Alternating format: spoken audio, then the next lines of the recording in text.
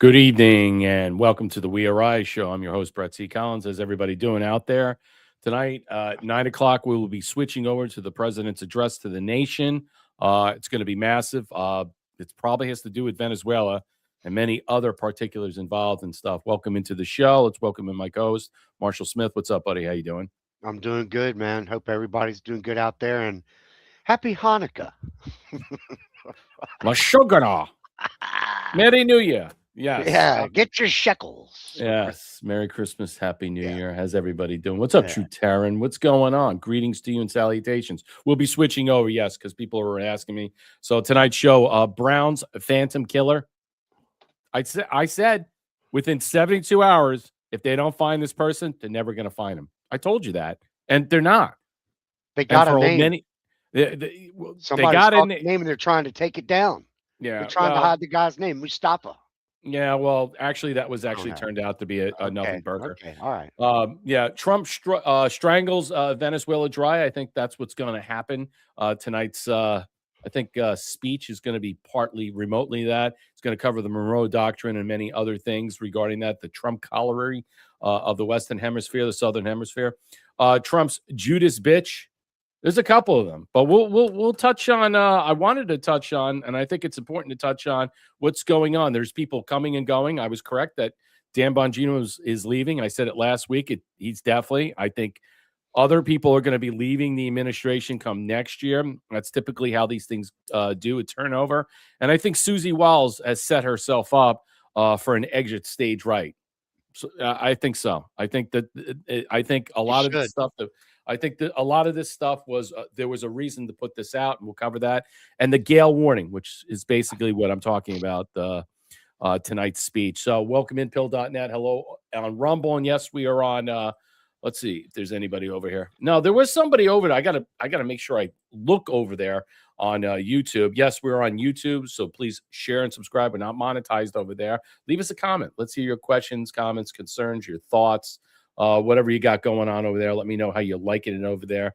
If you want to help out the platform, you can always donate, tip, support the platform, drop us some gold pills. Questions, comments, or concerns, help us out on Rumble. Well, how you feeling, Tracer C4? I know you were sick. Dan, that's said about Dan. Well, we'll cover Dan Bongino.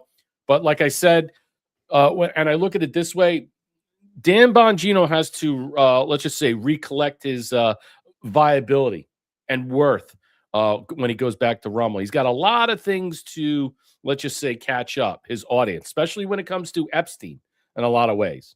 He served his time. He was definitely very selfless. I mean, he was making a lot of money when he was doing it. I'm sure he's going to go back. He misses his family. And good for him. Good for him. I mean, he had the number one podcast and see what happens. I mean, I'm sure he'll probably reclaim it in some way. People look forward to I, his commentary because they'll want to know what was the palace intrigue like? What was it like in the FBI? What was it going on? What was it, the reasoning and the rationale? You're going to tell us why you really left. What's up, Trusty Turnip? How you doing? Yeah, it looks like Susie's out and Dan the man will take over. Yeah, I think so. Susie's out. I absolutely believe that. And I think there's a lot more to this story, Marshall. yeah. When I think that this is all part of he played his part. I think Hmm. you talked about that the other night. Bongino played his part, Yeah. and I think that when he goes back to his podcast, that's what they want him to do, Hmm. so that he can go on there and I don't know, talk a little Yeah. bit about some things. You know Yeah, what I I mean? absolutely. Yeah, I don't think there's any bad blood or anything. I think, No, no, a lot of that we don't know. it's I mean, supposed like to I said, happen. we don't know what's going on between that. Look, he misses his family. He probably misses making the kind of buku buck that he was making. He already has money, but I'm sure he'll go back to it. He'll go back to what he's doing, and he'll stay retired in that matter as he should. And then you'll probably get more information. And it's probably if you really think about it, he'll reclaim the title of having the new that because a lot of people want to watch his show and find out, hey, if he's going to drop any nuggets or information inside baseball, so to speak. I'm sure. Yeah. Yes, we're going to be covering that MG615 at 9 o'clock. So let's move in to tonight's discussion. Congress briefed on possible war as Trump prepares for the national address. Yes, I think so. Listen to Tucker Carlson. Is Trump going to start a war in Venezuela? I don't know. both these two are non-interventionists. Okay, they don't want to get involved in wars, so they'll basically have a negative. They're like a Thomas Massey and Rand Paul when it comes to this. They don't want to get involved in this. I don't think they understand the particulars in this. They don't understand what is taking place. I think President Trump is going to outline that. Let me continue with this. I don't know when this program airs, the one that we're on right now. This thing's maybe Well, live. we're live now, and then Okay. it'll be posted immediately. So So now, my sense is, I don't know the answer. I've certainly been on the phone a lot about it. I have no power. I'm a podcaster, but I'm very interested. And so here's what I know so far, which is that members of Congress were briefed yesterday that a war is coming, and it'll be announced in the address to the nation tonight at 9 o'clock by the president. Who knows, by the way, if that will actually happen? I don't know. And I never want to overstate what I know, which is pretty limited in general. Okay. I mean, that's a fair assessment. Let's get back into it. So Tucker Carlson and Judge Napolitano goes back and forth with the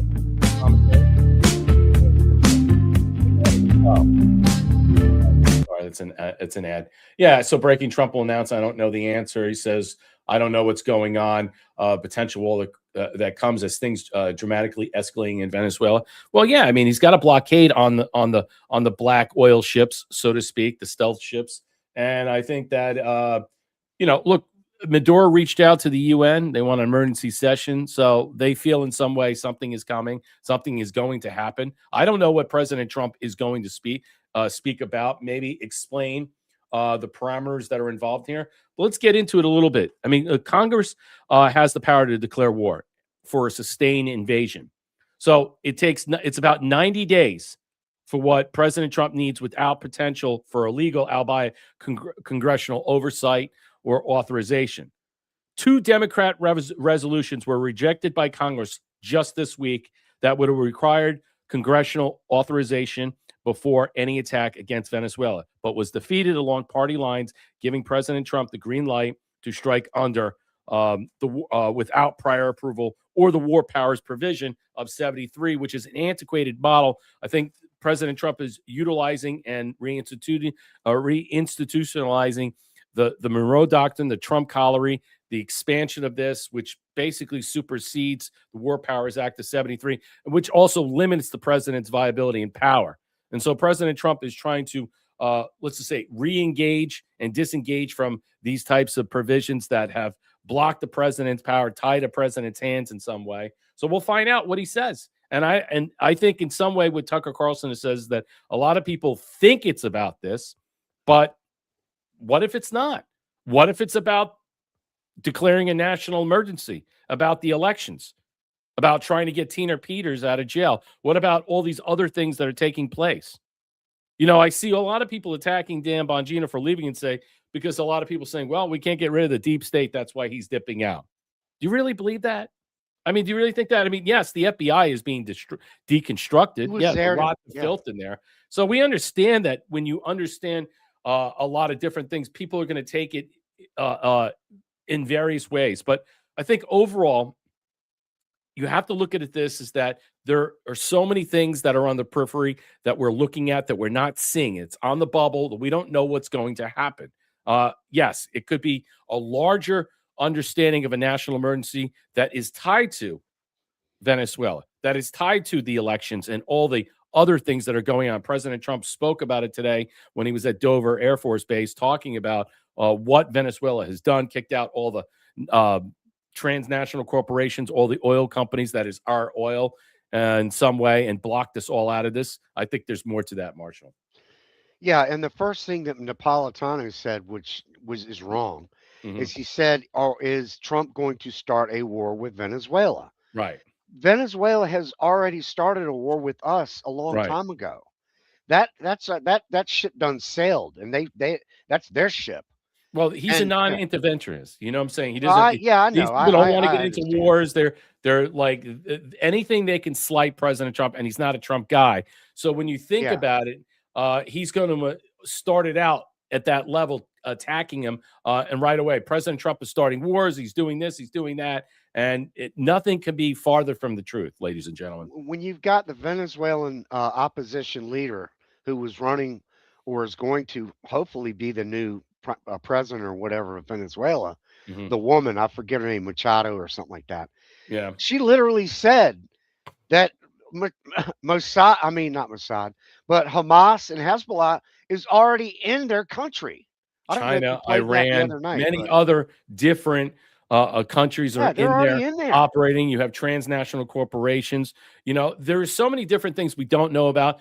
The idea that, they have the powers, the levers to alter elections in other countries in that hemisphere and ours too, is something I think a lot of people don't know about. And maybe this is part of what President Trump will speak about tonight. Venezuela, what now? Is completely surrounded by the largest armada ever assembled in the history of South America, wrote on Truth Social. It will only get bigger and will shock them like nothing is ever seen until such time as they return to the United States of America, all the oil, land, and other assets that they previously stole from us. Boom. Trump said that today, and this is Liberty Nation putting this out. So the pressure campaign, the blockade, a multi-pronged approach dealing with the Maduro government. We've seen numerous drug boats blown out of the water, sabotaging the illicit trade that the Venezuelan president is accused of facilitating. Yes, he is. Next is disrupting the entire economy by applying sanctioning measures of the nation's rich resources of black gold. Currently, much of the oil is already sanctioned due to lax enforcement. A sizable portion ends up in China through black market deals. Trump seems is just giving some bite to the whimpering bark of existing restrictions. It is one thing to have vast supplies of oil. It's quite another. One cannot sell it on the international market. Yes, that is pretty big. Going back here, the final goal, Trump's ultimate aim to have Maduro pack up his bags, not only leave office, but hightail it out Venezuela. And I think the time is up. He probably gave him a window to do that, and that window is up, and that's what we're going to see tonight. While such a call might lead to more uncertain future for a belabored nation, in this one instance, that may not be the way things work. International observers, at least at the election, say Maduro's opponent won in a landslide, making the man himself an illegitimate president. So basically, he's a dictator that has taken over a country with no rightful power, and he's thrown out our corporations in there that are exercising their right to be there, stolen our oil, stolen our wealth, controlled a lot of the transnational corporations are working with other people being blackmailed, being bribed and paid through kickbacks, operating in different venues, and also helping the narco terrorism to continue on while allowing training and facilitation for terrorism. It's pretty bad. This is not the a resurgence of the CIA shenanigans in South America, but something most of the international community supports. The goal anyway, if not the methods. How long can Maduro last without illicit funds from his dark fleet of oil reserves? Support for drug cartels are being attacked by U.S. forces at increasing rate. Yeah, you see how they escalated? I think in some way, this is part of what we're going to see tonight. Not all of it. I think that this will be a good part of what we're understanding how President Trump is going to lay this out, why he's laying this out. I think we're going to talk about the elections. There's going to be some discussion about that. A national emergency might be, let's just say, authorized through an executive order. I don't know if he's going to make a new one up or already have one to go or to utilize something he has in play right now. Also, did you see Mike Johnson, Speaker of the House, say that come January, 150 of President Trump's executive orders are going to be codified come before the end of the month of January. So we'll take his word on that. Marshall, your thoughts? Yeah, with this embargo or this halting of his fleet, his dark fleet of tankers of oil going out, that's all being stopped now. Mm-hmm. So if you shut off his money supply, he only has 5 weeks of money incoming to keep his country running. That's what I've read. It's about 4 or 5 weeks, and that's it. Yeah. So once the money's gone, he's gonna have to think quick and make some quick decisions on what he's gonna do. Well, that's going to be the question. After tonight, we'll find out whether or not he's going to leave on his own volition, Maduro, or he's going to be removed, or let's just say, headhunted out, so to speak. Either way, it's coming to an end. And, requesting some emergency session for the UN is not going to do anything. The UN is useless. They have no viability here. I think President Trump has basically pushed away the UN in this in regards to the new Monroe Doctrine or the Trump Doctrine that he's moving forward. And, like we covered some of the goals here about the Trump corollary to the Monroe Doctrine, integrating into broader goals like tariff-driven economics and mineral access. He also talked about how we're going to have these rapid response tactics, including threats to reclaim assets like the Panama Canal and Greenland to counter China. And, in response to this, everything is directly something that is provocative towards the homeland, which is a top priority, as President Trump is speaking about. So I think that when you really look at all this, is that I think he's going to educate a lot of the normie class, the NPCs, a lot of people, so we can get an understanding better. And I think a national emergency is in play. Let me show you this today. This was at Dover. This makes me sick, but this is what President Trump had to go to today. These are our fallen soldiers.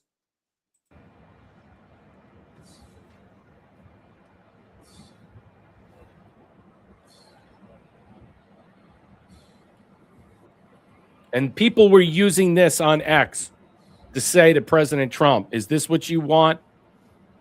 1,000 people coming home from Venezuela, using this as the next Vietnam, using this as the next Iraq war, using this as another example of Afghanistan. It's disgraceful. Absolutely disgraceful. Pretty disgraceful.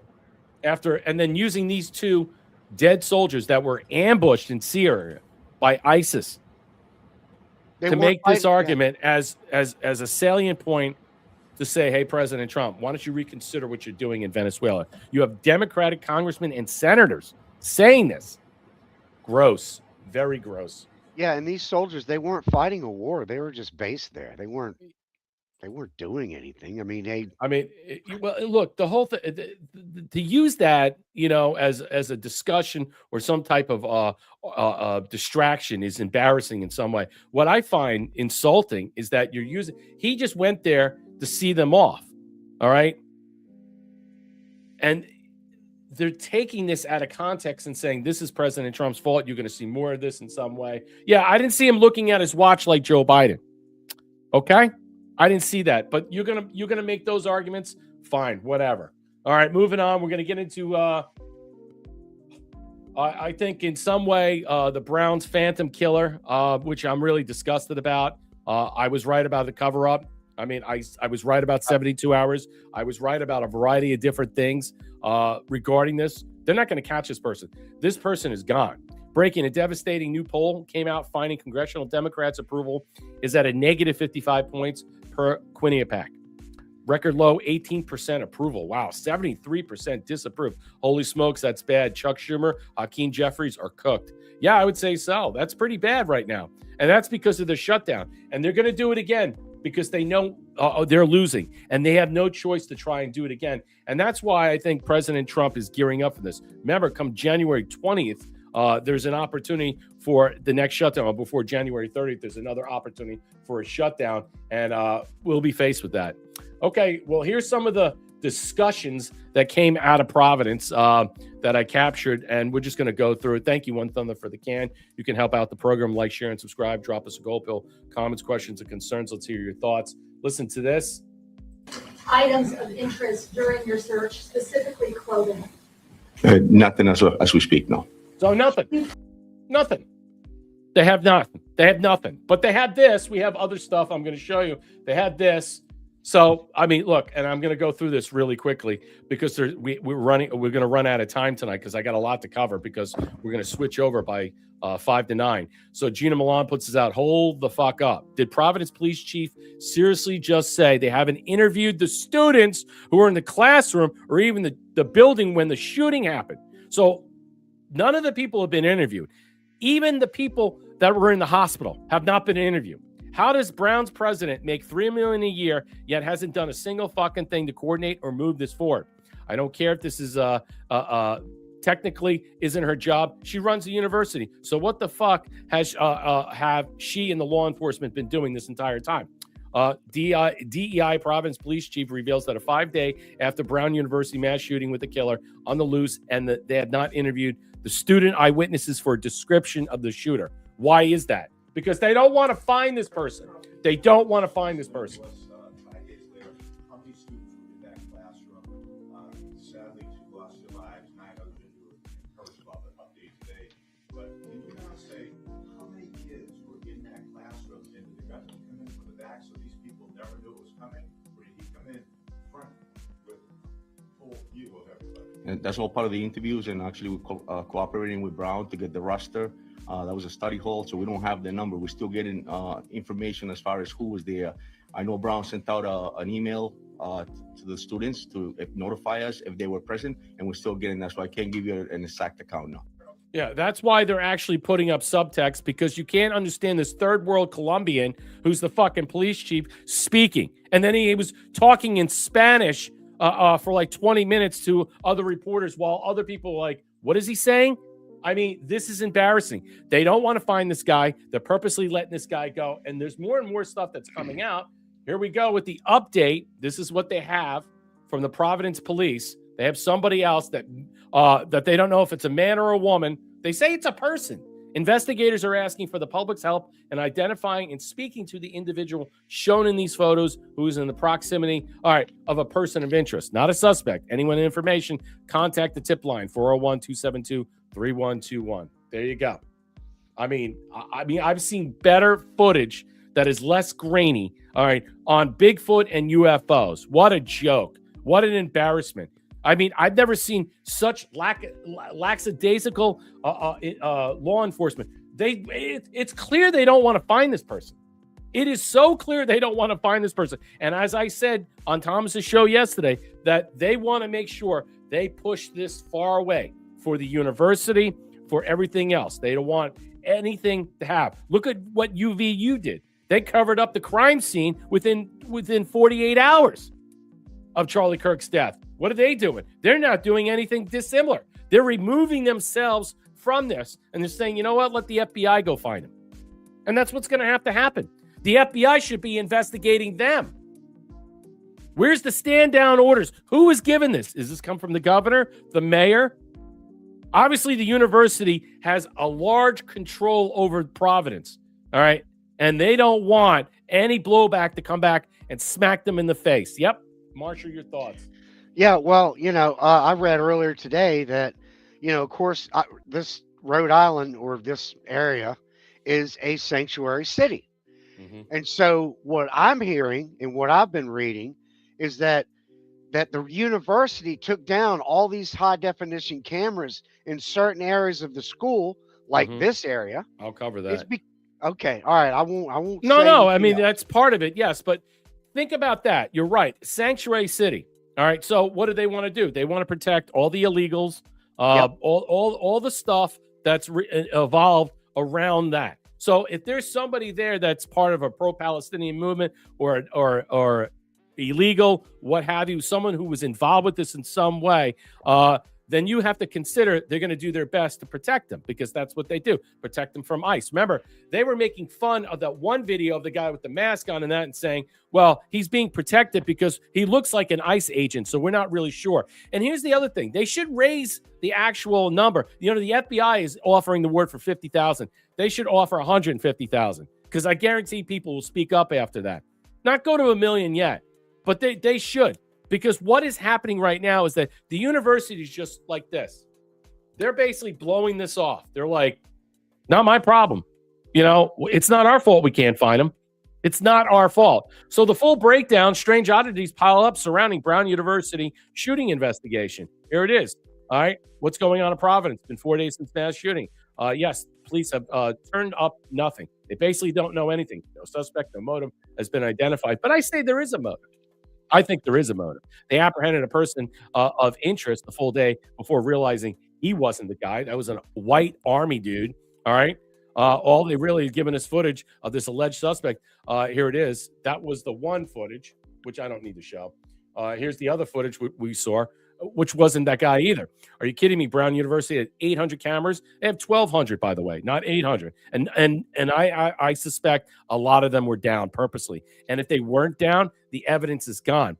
For some reason, they don't want to, at least in some way, show this evidence at all or share this evidence with the public. For whatever reason, you're not seeing it. So their attitude is saying, well, we have it. Some are working, some are not, but we have to figure out what that is. There's no clear shot of the shooter. They're all in on potato quality.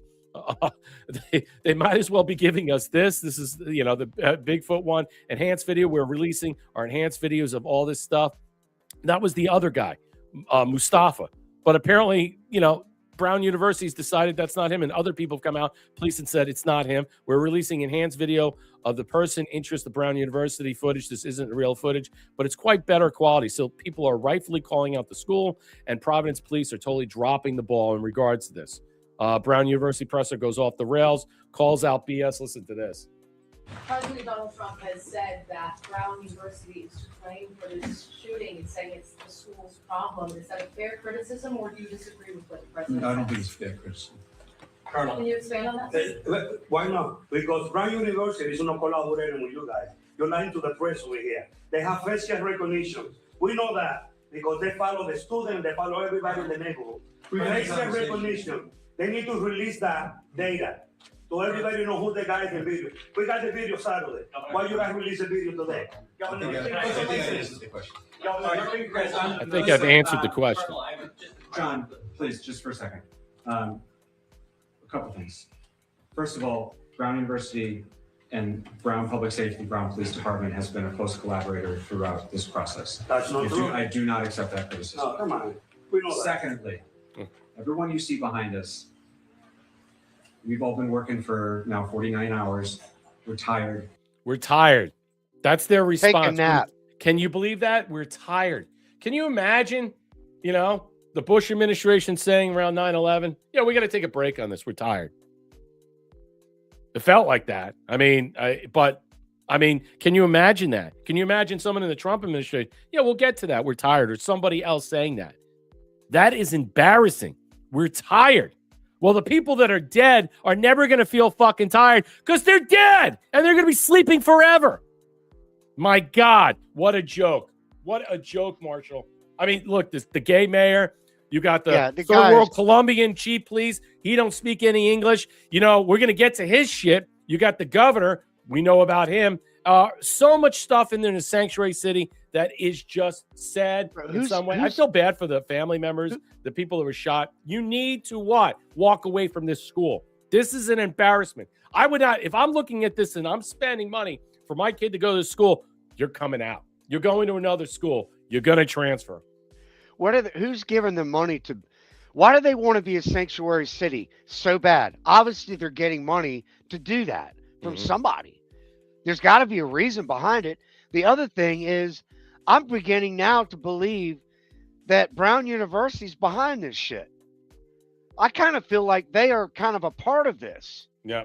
They are a part of this somehow. I listened to that the president of Brown University, that woman, this leftist woman. They don't want conservatives in their school. Yeah. They had one was a shining star like Charlie Kirk, and they wanted her gone. That's my personal take. They say that it's about 7% of the people, less than that. Yeah, there's about 65 people there that they know, that they actually know, that are conservative. 65 people out of 11,200 students that go there, and they know all those names. How about that? Is that a list of names for they want to take out people? That's that's scary. That's very scary.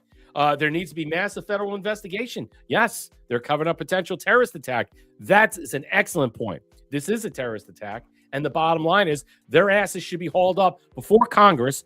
This president of this university needs to resign. We need to pull funding back from this in some way. We need to make sure the weight of the federal government slams down on this sanctuary city fiefdom. All right. And people need to pay for what is done. The fact that they're never going to find this person's going to get away, and you're probably going to have the marshals or the FBI or some other agency find this person, maybe do an extensive overview. And yeah, the video footage with the FBI, I don't know, like doing snow angels or moving around the snow with their bare feet. What are they looking for? What are they looking for? What do you think?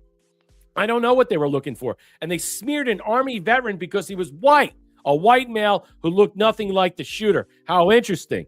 So they targeted somebody, completely wasn't, had the FBI look at this guy, waste time. And I said by 72 hours, it's game over.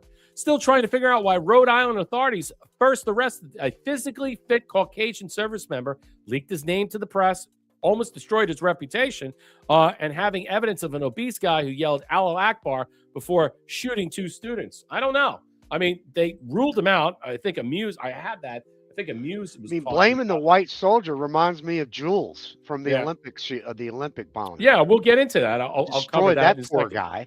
Yeah, I'll cover that. I Shame, mentioned that on man. Thomas's show. It's a war on white people, Brett. Yesterday, and they would not confirm what the shooter yelled out before he started shooting. So you had a room of 60 students, 11 which have been shot, 2 are now dead. But that means that there are, at least they said somewhere around 60, 40 students who are in there who could confirm what this man shot. At least 5 students that I have seen have confirmed on the record in media interviews saying that he yelled Allahu Akbar.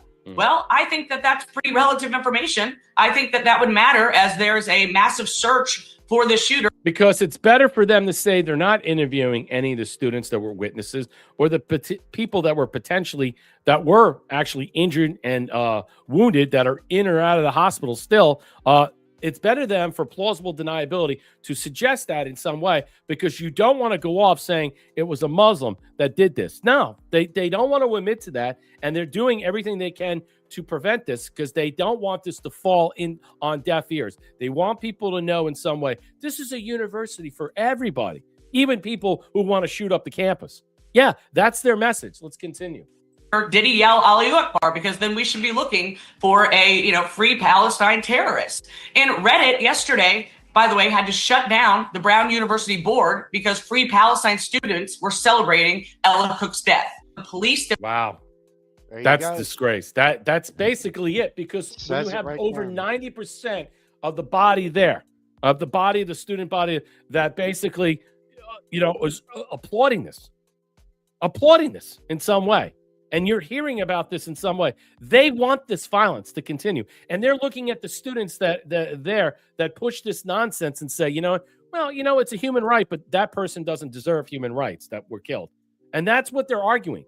That's what they're protecting. They're not protecting, all right, the 65 conservatives on there. They're protecting their largest base, all right? That is what?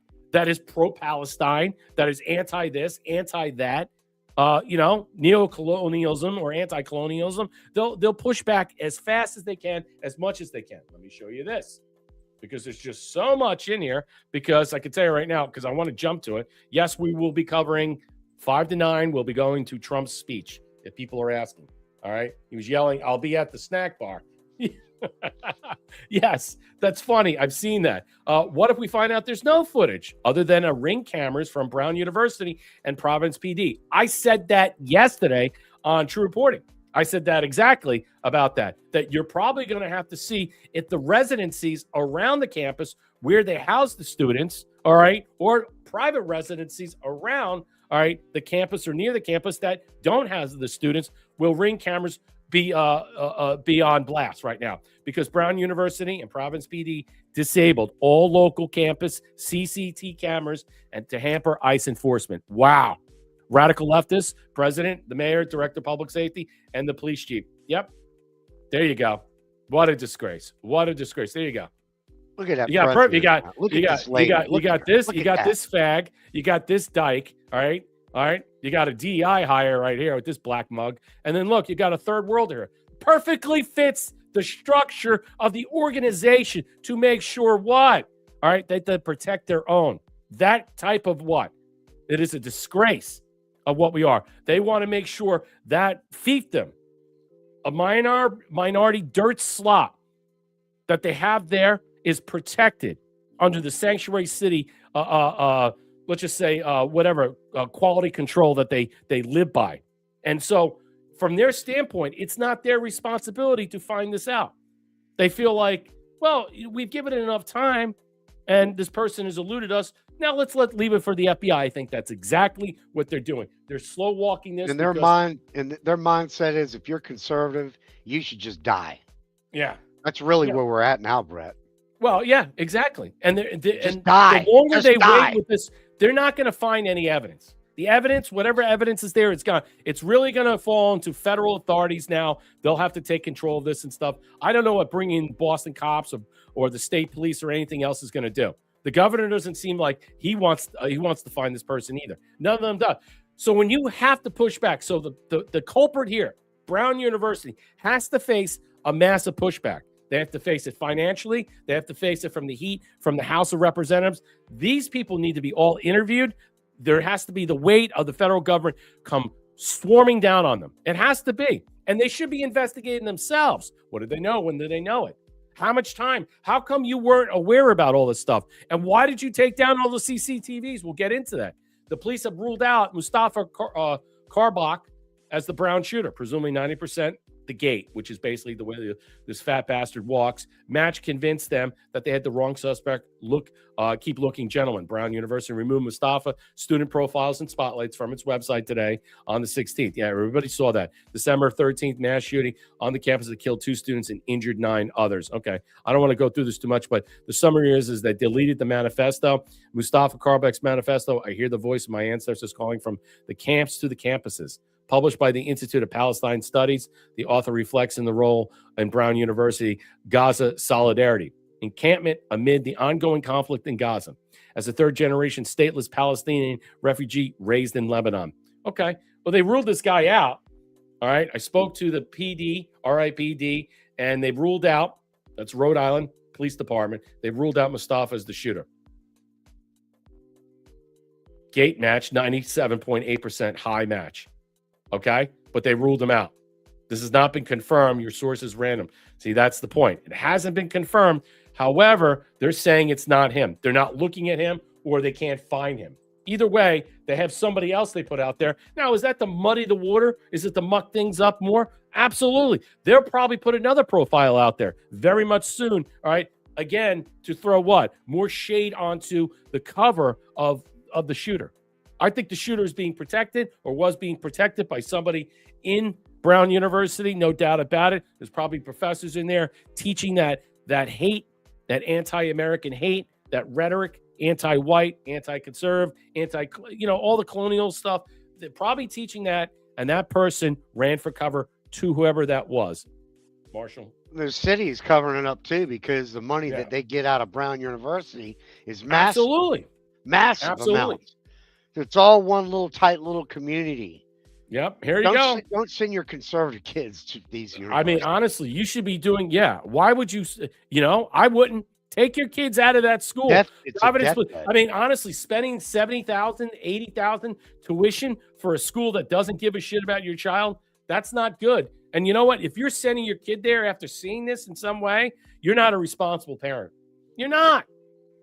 You should look at this and say the death of Miss Cook, okay, really should be reflective upon everybody, because that could be my child. And yes, I do believe she was targeted.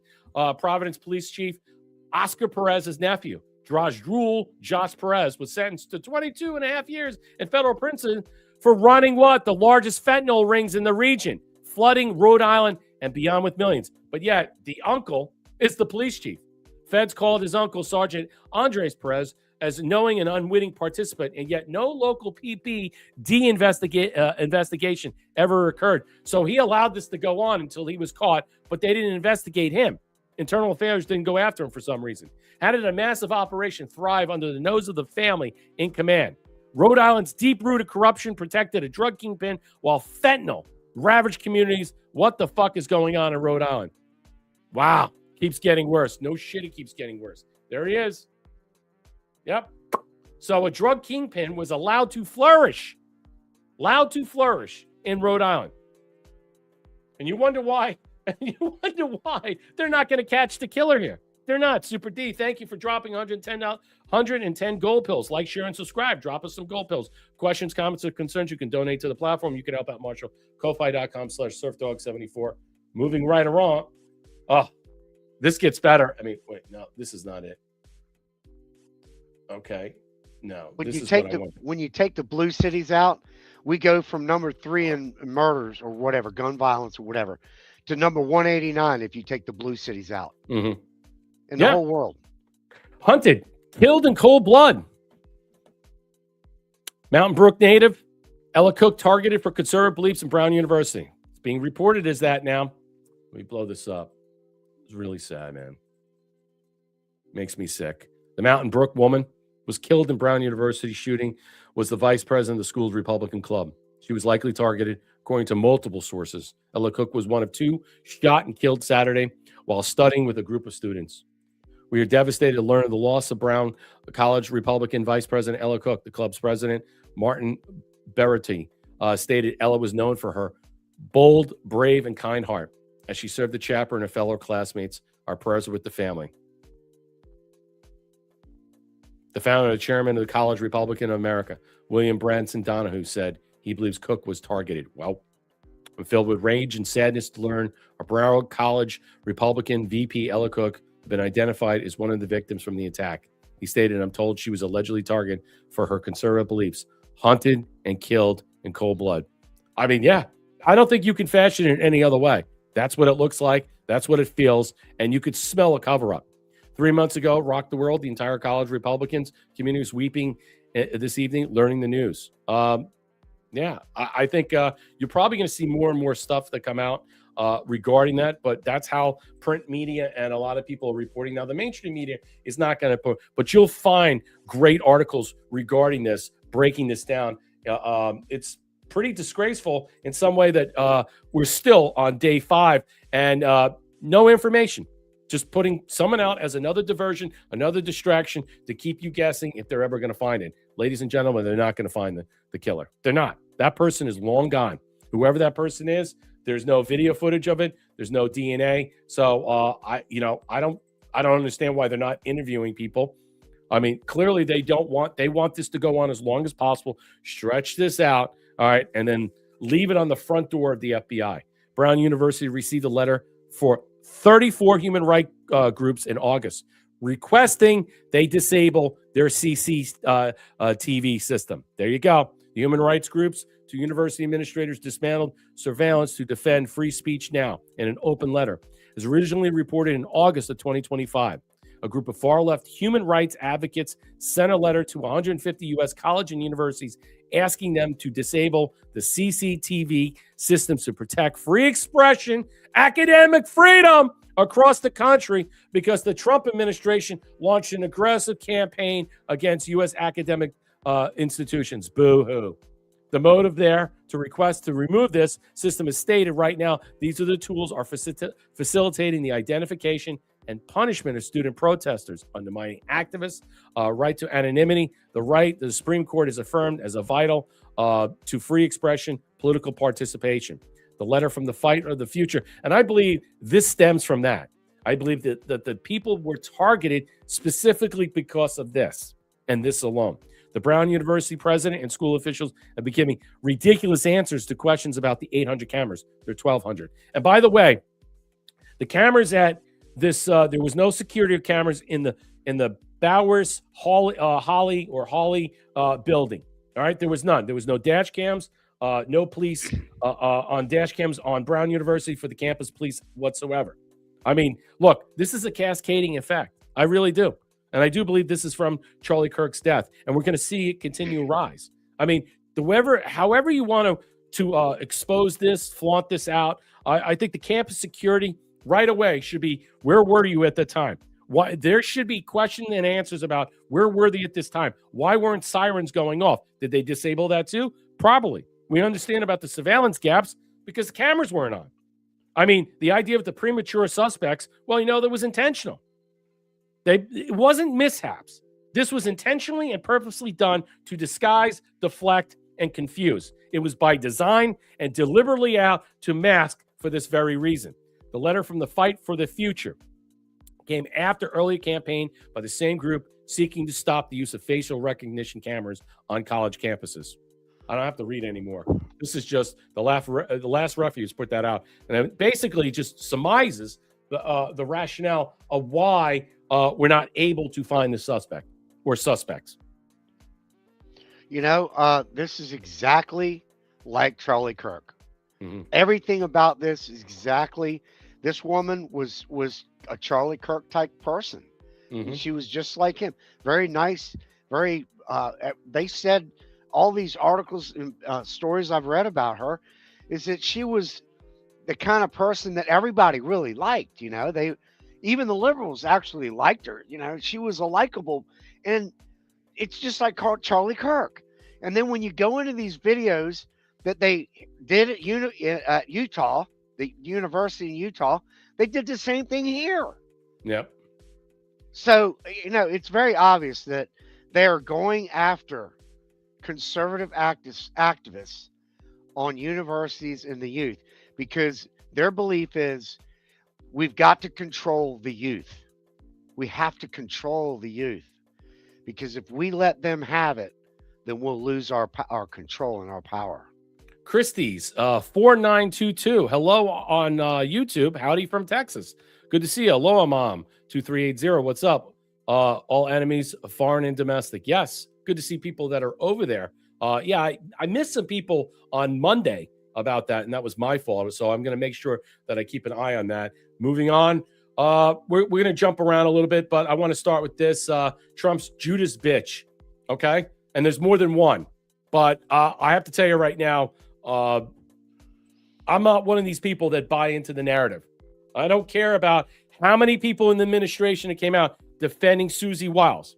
All right, because we're going to cover, okay, the ineptitude, okay, the lack of depth and breadth of why you would want to do a Vanity Fair expose on this rag, knowing full well they're going to do everything they can to control the narrative. And I hear it was recorded. Videotaped over an 11-day period. That means if there is stuff to back up the validity of what was said, that's why she's going bye-bye. Trump's chief of staff with Susie Wiles betrays MAGA in a liberal Vanity Fair expose. Trump's loyal chief of staff, Susie Wiles, sat for 11 interviews with far-left Vanity Fair and trashed President Trump and MAGA. Yes, she did. Says Trump has an alcoholic personality. Why would you say that? Why would you say that? He doesn't drink. Convinced yet, Brett? Of what? Alphabet Omega pill. Says he thinks there's nothing he can do like high-functioning addict. Okay. But putting in an alcoholic's personality? That's kind of a slight in some way. Slams VP J.D. Vance is a conspiracy theorist for a decade whose MAGA support was sort of political. Yeah. You can even argue that what she was making, suggesting that his rise to, let's just say, fame and getting into the Senate were all circumspect surrounding Peter Thiel and many other things, Palantir. And so his very candidacy is based on a conspiracy theory. Labels Russell Vought a right-wing absolute zealot for Project 2025. Wow. Says Pam Bondi completely whiffed on Epstein files, which is true. Urged Trump not to pardon violent January 6ers. Mocks Elon Musk, tweets him as microdosing. Said he's high on ketamine all the time. Admits ongoing retribution versus enemies like Letitia James and whines about it. Admits ongoing retribution versus enemies like that. Wiles now screams hit piece and out of context. But she talked for a year. Oh, this was a year. I heard it was 11 days over this period of time. Trump calls her fantastic. It's time to fire this deep state sleeper agent. Yeah. Okay. I got more to that. Marshall, your thoughts? I mean, because we're going to go deep on this one. This Susie Wiles, man. When she said that he was acting like had the personality of an alcoholic, and he's not a drinker. Mm-hmm. Basically, what she was saying is there's a term called a dry drunk. Yep. And if you're a dry drunk, you've heard it, Brett. Yes, I've heard this. If you're a dry drunk, it means that you still freak out on shit. Right. But you don't. It means you're actually. What it is, a dry drunk in terms of people that are going through the actual stages of not drinking, okay? They end up turning into something else. And that something else is how they cope with their addiction. And then when the addiction is moved aside, they find something else to replace it with. Happens many a times with AA or NA or other groups of people, all right? They get high on something and they move off of that. And the fact that she made that disclaimer was, I think, that he's drunk on power. It almost was what she was suggesting. That's what I was thinking. All right, don't trust her at all, man. No, and by the way, I think he put her there for a reason, man. I think so too. We're going to cover that. just when you think you have pretty good understanding of people involved in the Trump team, something like this comes along. We truly didn't know how good we had it back in the 90s going through this, but it was truly the best of times. Did anybody know who her father was? I'm going to show it to you right now. That's Pat Summerall. That's her dad. Okay? Calling NFL games with John Madden. If anybody didn't know who her father was, okay? And now, I'm not implying that means anything, but, that just reveals something of where she grew up, who she grew up around and stuff. I don't know if she's a Republican or a Democrat. I don't know about her, let's just say, her lifestyle in a lot of ways. We know that she lived near Epstein in Manhattan. The article published early this morning is disingenuously framed hit piece. For me and the finest president, White House staff and cabinet history, significant context was disregarded of much what I and others said about the team and the president. Okay, I can believe that for now. All right, because it's plausible. However, if this was recorded and filmed in some way, there's going to be evidence. It was left out of the story. I assume after reading it that this was done to paint an overwhelming, chaotic, and negative narrative about the president and our team. The truth is the Trump White House has already accomplished more in 11 months than any other president. No shit. In 8 years. And is due to the unmatched leadership and vision of President Trump. None of this will stop the relentless pursuit of making America great. Okay, again, I asked the question, and we're going to go into it. Why? What would possess you? And I'm going to say this. Look, I said this yesterday. I think it kind of flew over people's heads. Everybody's screaming, why? And then you're shocked. I'm shocked. Just like Claude Rains in Casablanca, when he finds out there's gambling going on, and at the very moment, he ends up getting his winnings. You see what I'm talking about? The hypocrisy and the opportunism that is presented there. I mean, look, why I question this is who authorized this interview? Did she sign off on this herself? Was there somebody else that signed off on this? I mean, was this interview intentional? Consider that. Knowing the full outcome of this before, was there ever a doubt that this would turn out to be a hit piece? Was this the intent from the get-go? I mean, look, if the full, let's just say, interview has been secured through a video recording or other, it seems to me that needs to be released very soon so we can get our understanding who's telling the truth in this matter. Is Vanity Fair lying and besmirching her and her credibility? Because if I was her, I would be demanding to see the recordings, the videotapes, and everything else to make sure that I could show that I didn't do that and that it was them and it was another CBS hit job. Any negative press to clog up the news cycle. Is it good publicity? Probably. To expose Vanity Fair, maybe. To what?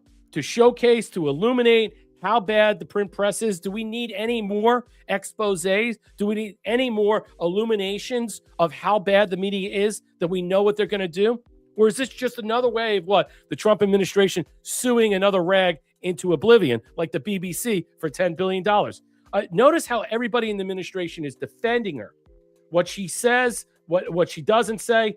Is she one of several that is or are departing the administration come next year, as I discussed and I've said? Is this possibly a playback operation? Running the identified infiltrator as a double agent to play back false or controlled info to the enemy, effectively exposing them, degrading their intel efforts quietly over time. If this was done over a year, was she used in that manner to purposely mislead, to misdirect, to play back and to control with false narratives, to infiltrate that? And so such information would come out in such a way. Was it quiet control? Was it an exploitation rather than this immediate, let's just say, effective exposing agent? Is it something more than this? Am I just overthinking that? Some people use the term Scaramucci model, which is basically the former press secretary in the first term, where he lasted 10 days, bringing someone in some way. I don't know what this is, Marshall, but I'm just throwing out things, and I want to see what your thoughts are, what anybody's thoughts are. You can hit us up here, like, share, and subscribe. Drop us a gold pill. Let's hear your comments. Let's hear your thoughts. You guys are kind of quiet tonight. To think that Vanity Fair, of all things, needs to be exposed for their bullshit. That's not No, everybody knows that they're like, they got the Martian and that. She did this statement where she said that it was a hit piece. Mhm. I find that to be very disingenuous, in my opinion. I think she was just saying that. I think she knows what she was doing.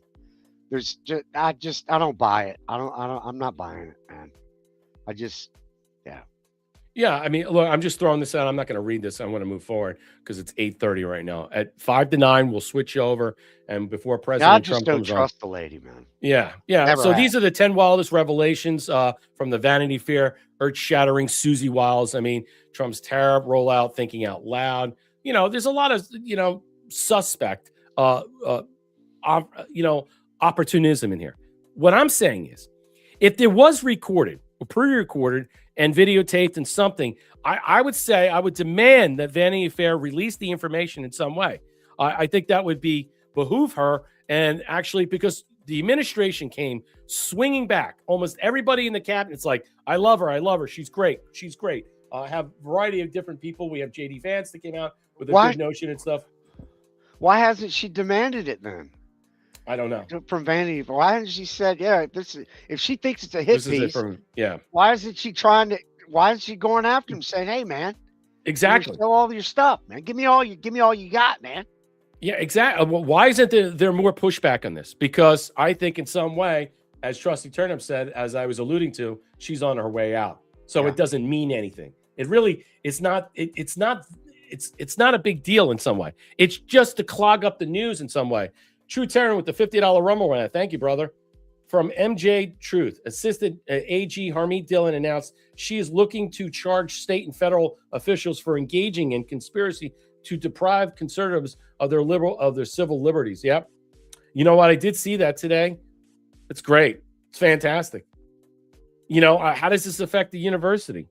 Does this affect it in general? I think so.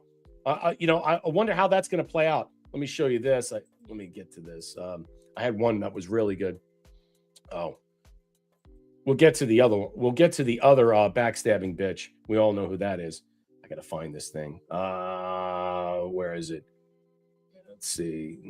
Okay, we'll just cover this and then I'll find the other one. Trump brought her in like others just to so he can he's bringing forth a lot of information.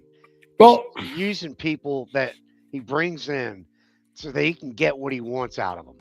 Well, let me ask you a question. Is she a bigger Judas or is this one? Marjorie Taylor Greene says the dam is breaking and President Trump is losing his iron grip on the Republican Party. She notes 13 Rhino Republicans who recently voted to undo his executive order in the same day, put on their tuxedos and went to the White House Christmas party. In addition, Indiana Senate voted against redistricting. Listen to what she says here. To point something out, just last week, and I think the dam is breaking. Many Republicans may not have called him out, but last week, 13 Republicans voted with Democrats to overturn one of President Trump's executive orders, which enabled him to fire federal workers. We also saw Indiana Republicans vote against redistricting. He didn't call any of them traitors and call for primaries against them. But I would like to say that is a sign where you're seeing Republicans, they're entering the campaign phase for 2026, which is a large signal that lame duck season has begun and that Republicans will go all in for themselves in order to save their own reelections. You think the dam is breaking in terms of the president's iron grip of support when it comes to your party? Absolutely. Those 13 Republicans that voted to take down his executive order last week, literally that same evening, put on their tuxedos and their evening ball gowns and went to the White House Christmas party. That's pretty bold. What do you think? Do you think that message is being received at the White House? I'm sure it's being received, and there's a lot of pushback happening. You're seeing it all within the conference. And just to be clear, Caitlin, I have a 98% voting record with President Trump. The only places that I've stood against him on are, of course, with the victims of Jeffrey Epstein and the discharge petition against destroy. All right, I'm done with that. But let me ask you a question. Is there any difference between Susie Wiles and what we're seeing right now? Is this all theater? Are we being played right now? I mean, by putting out this hit piece that Susie Wiles supposedly did, all right, which really, it's not really a headpiece. It was kind of comical in some way.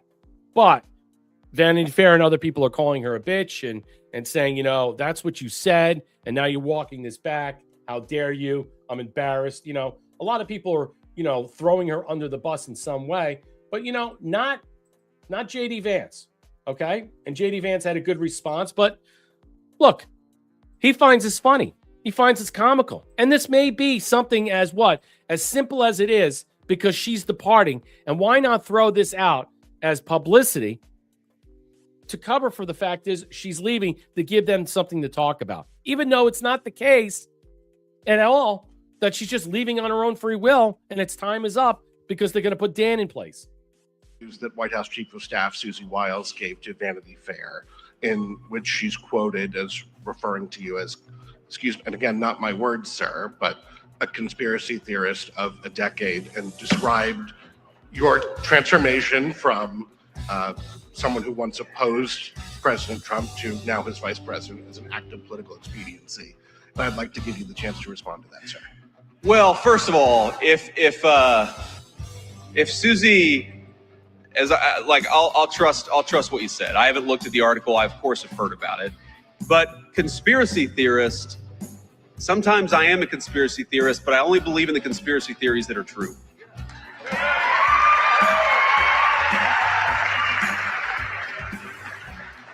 And by the way, Susie and I have joked in private and in public about that for a long time. For example, I believed in the crazy conspiracy theory back in 2020 that it was stupid to mask 3-year-olds at the height of the COVID pandemic, that we should actually let them develop some language skills.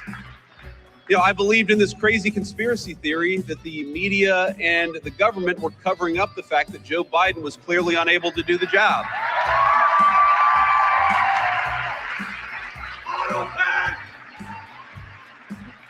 And I believed in the conspiracy theory that Joe Biden was trying to throw his political opponents in jail rather than win an argument against his political opponents. So, at least on some of these conspiracy theories, it turns out that a conspiracy theory is just something that was true 6 months before the media admitted it. And that's my understanding. Man, he is smooth. I have to give him that. That was a great retort. Fantastic way to lay this out. So in some way, there are a lot of people that like Susie Wiles, and then this could necessarily be just a hit job in some way. Maybe she did say these things, and she said it in such a way that they removed the context of this and contorted her words.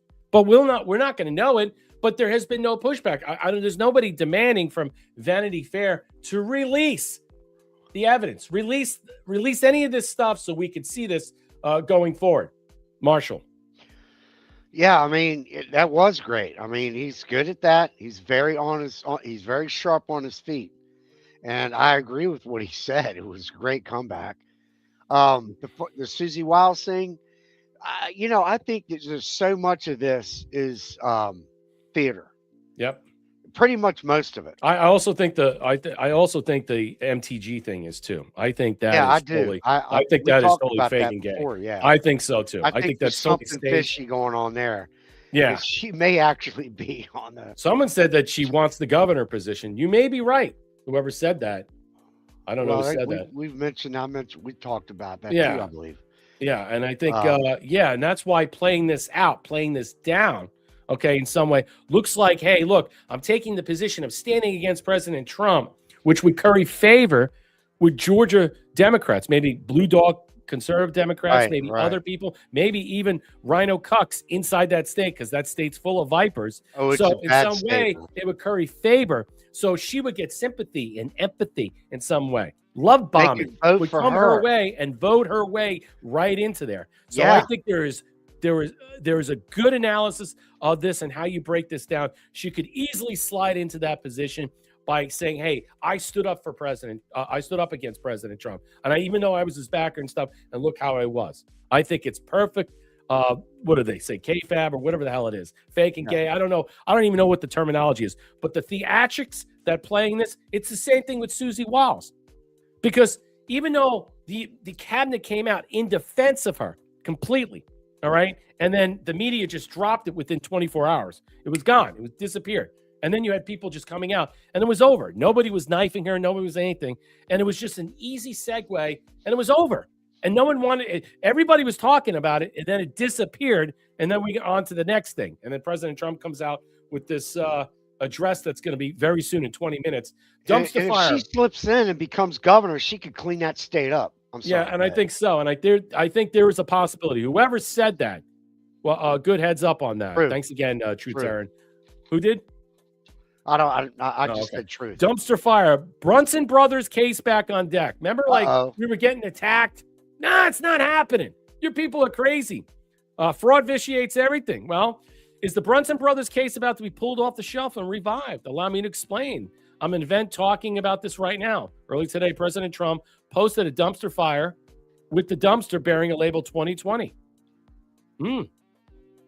Something good. This references obviously to the stolen rigged 2020 election. Yeah, it's not alleged. It was rigged. And the President Trump keeps referencing.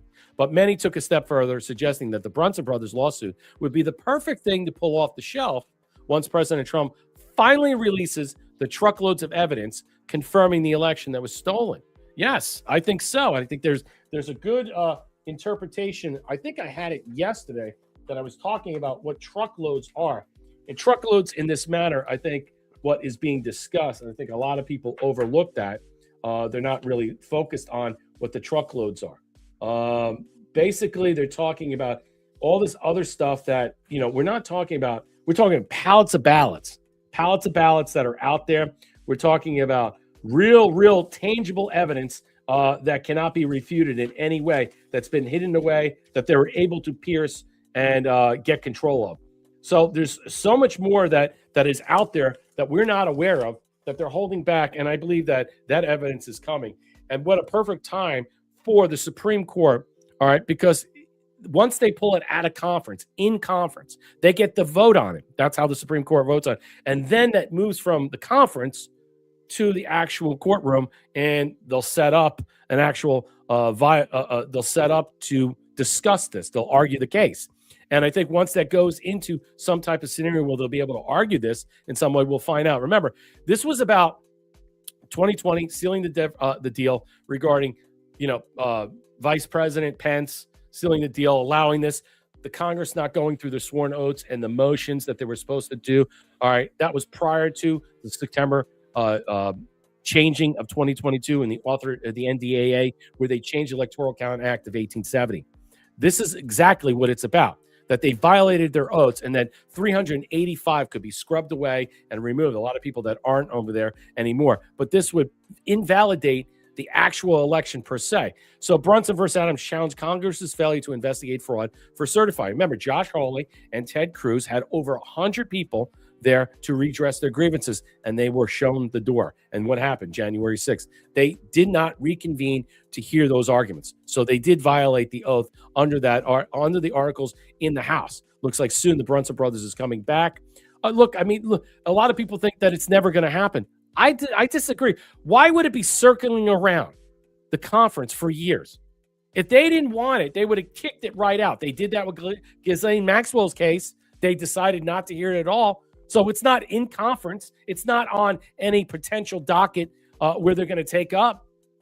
They kicked that right out. So apparently there's something there that they want to look at, but it's going to have to be at the right time. The case of Brunson versus Adams challenged Congress's failure to investigate the fraud, certifying Biden's win. Yeah, it's more than that. It's so much more than that. I think a lot of people forget what that is, but I'm not going to go over this much more. But I think hearing this, I think that that the possibility of it, let's just say, raising its head, it's about to happen. I think this will be one example. I mean, this would be very interesting if this was to be taken up. I'm not going to say one way or another it's going to go that way, but can you imagine them just taking this up in conference, voting on this, and then pushing it forward so they can actually put it on the docket to be what? To be heard. And the key word you just said, Brett, was timing. Yeah. And I think it's all about the timing. Yeah. So if this thing has been just floating out there, they didn't get rid of it. Just they kind of shelved it for a while, right, until the right time. Now, if it doesn't, like you said, if it doesn't, okay, tough nuts. I mean, hey, we still got other things. But it is very, very interesting that this is starting to come up again. Yeah, running it back. Trump geared up to revisit the 2020 election. It's all over the place. I'm not going to read this per se. Helpful, vengeful. The essential question is whether the promise to revisit 2020 stands to be a productive exercise revealing previously unknown, secret, or disputed documentary evidence of election fraud, or merely an act of vengeance against those that Trump believed cheated him out of a second term. It's likely to cast more light than heat, merely reopening gaping wounds that have festered for years. Well, think about the festering wounds, January 6th, the unselect committee in some way, the 2020 election, a blessing in deep disguise. Think about that. Remarkable in the end, Trump's narrow defeat in 2020 election turned out to be a blessing in disguise. If he had been declared the winner, the political landscape would have been, to say the least, far less favorable to him than in 2024. I think so. And maybe it was devised that way. The pandemic was still raging. The economy was just starting to recover from a nationwide lockdown, economic collapse, depression-era unemployment. Black Lives Matter had reached the height of radical influence. But bitter as it was for Trump, he was blessed with needed a pause, followed by a stunning reversal of fortune. Absolutely. I mean, look, you can't say in any way that that this was not set up in some way. Whether we know this was set up on purpose with the intent, or that they happened to fall into this lap. President Trump and his team knew that they were going to do all this stuff, allowed them to do it while it was being documented simultaneously, did not push back on this. All right. And thus all these things happen. And then here we are 4.5 years later, 5 years later, revisiting this for all to see. And I think this is great. The self-reflection part about this, when you go back to revisit this in a lot of ways with fresh eyes, clear understanding. A lot of the low EQ has dismissed. People are well aware what has taken place. All the, let's just say, abject failures of recognizing the realities that presented itself at the time. Not just the election, Black Lives Matter, COVID, all the lies, everything that we were just bombarded with on a daily basis. I think in some way, now that we can stand back and look at this objectively, we're going to have a better viewpoint of how we digest what is about to come out. And there's little question that Trump was far better positioned to advance his audacious agenda in 2024 than in 2020. Nevertheless, the sting of 2020 election evidently never quite went away. And now with one last chance to convince Americans that his claims about a long disputed outcome were true all along, the President of the United States hoped to bring closure. Oh, man. I mean, this is it. This is where we're going for. And I wonder how much of President Trump is going to be commenting on that in tonight's address, Marshall. You know, I absolutely do believe that 2020 was meant to happen. It was on purpose. Mm-hmm. It was all planned out to let them do what they did to gather information over the 4-year period that Biden was president. Right. Until we get to this point, or just before the last year. And now here we are. And they've got all this. I think that, Brett, I do believe, and we've talked about it before, 2026 is going to be a very, very interesting year. Yeah, I think the first 2 quarters are going to be great. I think the interest rates are going to come down by at least a point, even more. I think the housing is going to uptick. Rental properties will go down. Pricings, let's just say all the affordability and all that other nonsense will drop off, which is a good thing. I think things are going to change probably by the end of January of next year. You'll probably see it probably in the first 2 weeks, especially you start to codify all President Trump's executive orders. Trump has said many times, if you need to say something bad about me, I'll understand. Something like that. Oh, okay. Yeah, I know what you're saying. All right. So while we were dealing with all the shootings and all the bang bangs and all the crazy, agreed, not only was the raid on Mar-a-Lago illegal, don't forget the FBI briefing to the agents participating in the raid made it clear deadly force was explicitly authorized, despite the target and the presence of the Secret Service. Wow. Authorizing deadly force during the illegal raid on Mar-a-Lago was inexcusable. The Mar-a-Lago raid was wrong at its core, that the claim did not rest on rhetoric, exaggeration, or partisan outrage. It rests on structure, incentives, and newly revealed facts. I mean, the argument right now is that Merrick Garland pushed this.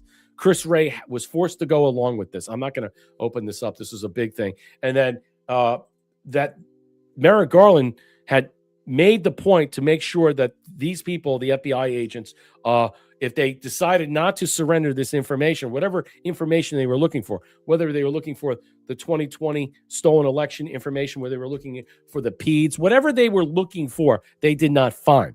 All right. And whatever they intended not to find, they did their best to destroy Mar-a-Lago in every way they can, make sure the cameras are turned off. How interesting. They made sure the cameras were turned off while they did their reconnaissance around the actual island per se. Pretty disgusting in that matter. You know, I just find this, you know, a lot of people, you know, Ray should be, you know, charged, should be indicted for this. I don't know where we are with this, where this is going, but, you know, a lot of the stuff that we're seeing in the last couple of days, you know, is overtaking this that took place in August 8th, 2022, that we all forget happened, and it had dire consequences. And there was a threat there to what? And thank God President Trump wasn't there to maybe assassinate him. All right. I mean, one of many. I mean, the assassination stories are coming out that he was almost poisoned a couple of times. There's a couple of other things that are happening right now with the black mark on his hand that no one's talking about. I'm not going to get into it. Marshall, your thoughts on that? Now, I was told that the black mark on his hand is because, you know, he's shaking hands all day long. Yeah, I don't buy that. I don't buy that. Yeah, I don't either. I think it's also a part of age, too, because, you know, I'm 61. Yeah, I understand that. You barely touch something. You know, Yeah. I got like a damn. Yeah, my mom has that on her arms. Yeah, and I mean, yeah, you I hit get that. something and it's like, you know, I mean, come on. Yeah, So the bruising. I don't- understand that. I mean, don't- you know, that happens all the time. He plays golf all the time. He's physical. So when you think about it, he could easily hurt his hand. But I think that more of the Coming for you, information. Brett. Yeah. No, Things it's just fine. got really weird. Tina Peters' account posts a video of 107 saying Colorado has no idea what's coming. Yes, their lawyer has just posted saying, not even a day ago, that we will be there to pick her up. We have President Trump's pardon. They're going to push this into the courts. They're refusing to release her. Now we're going to see some type of, let's just say, not altercation, but we're going to see some type of litigation that is going to come from this, and there's going to be pushback. Think of Trump sending the marshals there, and they still refuse to release her. Colorado's in deep trouble right now. The mayor, the governor, Polis, big problems they have with this state. They're losing opportunities for government contracts and all these other things that are happening. And I think behind the scenes, they are going to pay a very large consequence for doing this. Let's listen to this a little bit. Can somehow get. This is a long thing, so I'm not going to play all of it. All the way to the other side of the board without getting taken out, they become a queen. And as a queen, you have all the maneuverability, the most maneuverability of any piece on the board. You are the most dangerous piece in a chess game. And now if you've got two queens or more, Tina's about to exponentially increase the power within the legal cases, the vote fraud cases, the prosecution at Gitmo of treason, sedition of many of these players. Tina's testimony, her testimony as a cooperating witness, a material witness working for the county at the time, directly correlates to her federal duties to the House of Representatives. Think about that. It was her duty to uncover this and to present this evidence, and then she was blocked from doing so. They usurped her authority, arrested her, and now what we're finding out even more that President Trump has pardoned her. The state charges that they claim that she had violated in all these different ways. It was her duty to uncover this, and what they did was they framed her. They framed her, and now you're going to find out how this is going to be, I think, unpacked in such a way where they will present to the Justice Department of saying that we will have to take possession of her. And then she will have to be removed under authority that she's a cooperating witness, a material witness in an ongoing RICO investigation regarding the 2020 election. We're going to send federal marshals there, and you're going to release her. And when she's released, she'll be free. She won't go back. That's just the one avenue. The other avenue is that if they don't comply, and this goes to the Supreme Court, this is going to get ugly. It's going to get ugly in a lot of ways because they're going to open this up to other discoveries. You don't want this to get really to go back and redress her let's just say her conviction on these state charges. They don't want that.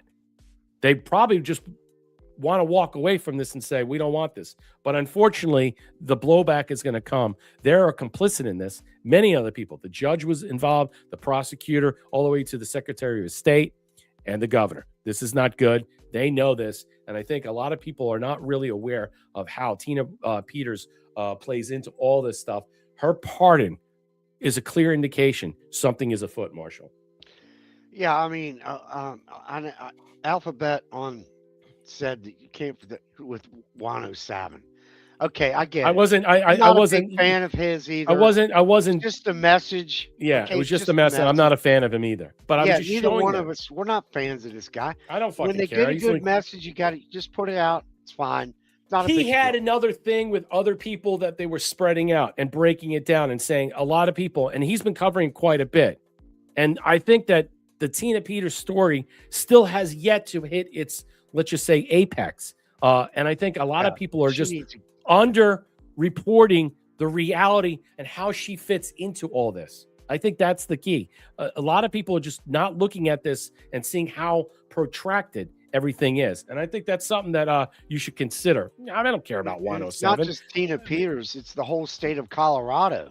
Exactly. That's what he's trying to say. It's It's not just her and getting her out of prison. It is what she Griswold. is. Yeah, it is what she is to them. That's why they're keeping her locked up, keeping her in there where she can be threatened, that she's not isolated or protected. They want someone to off her. And so her testimony, her information, her deposition doesn't get out.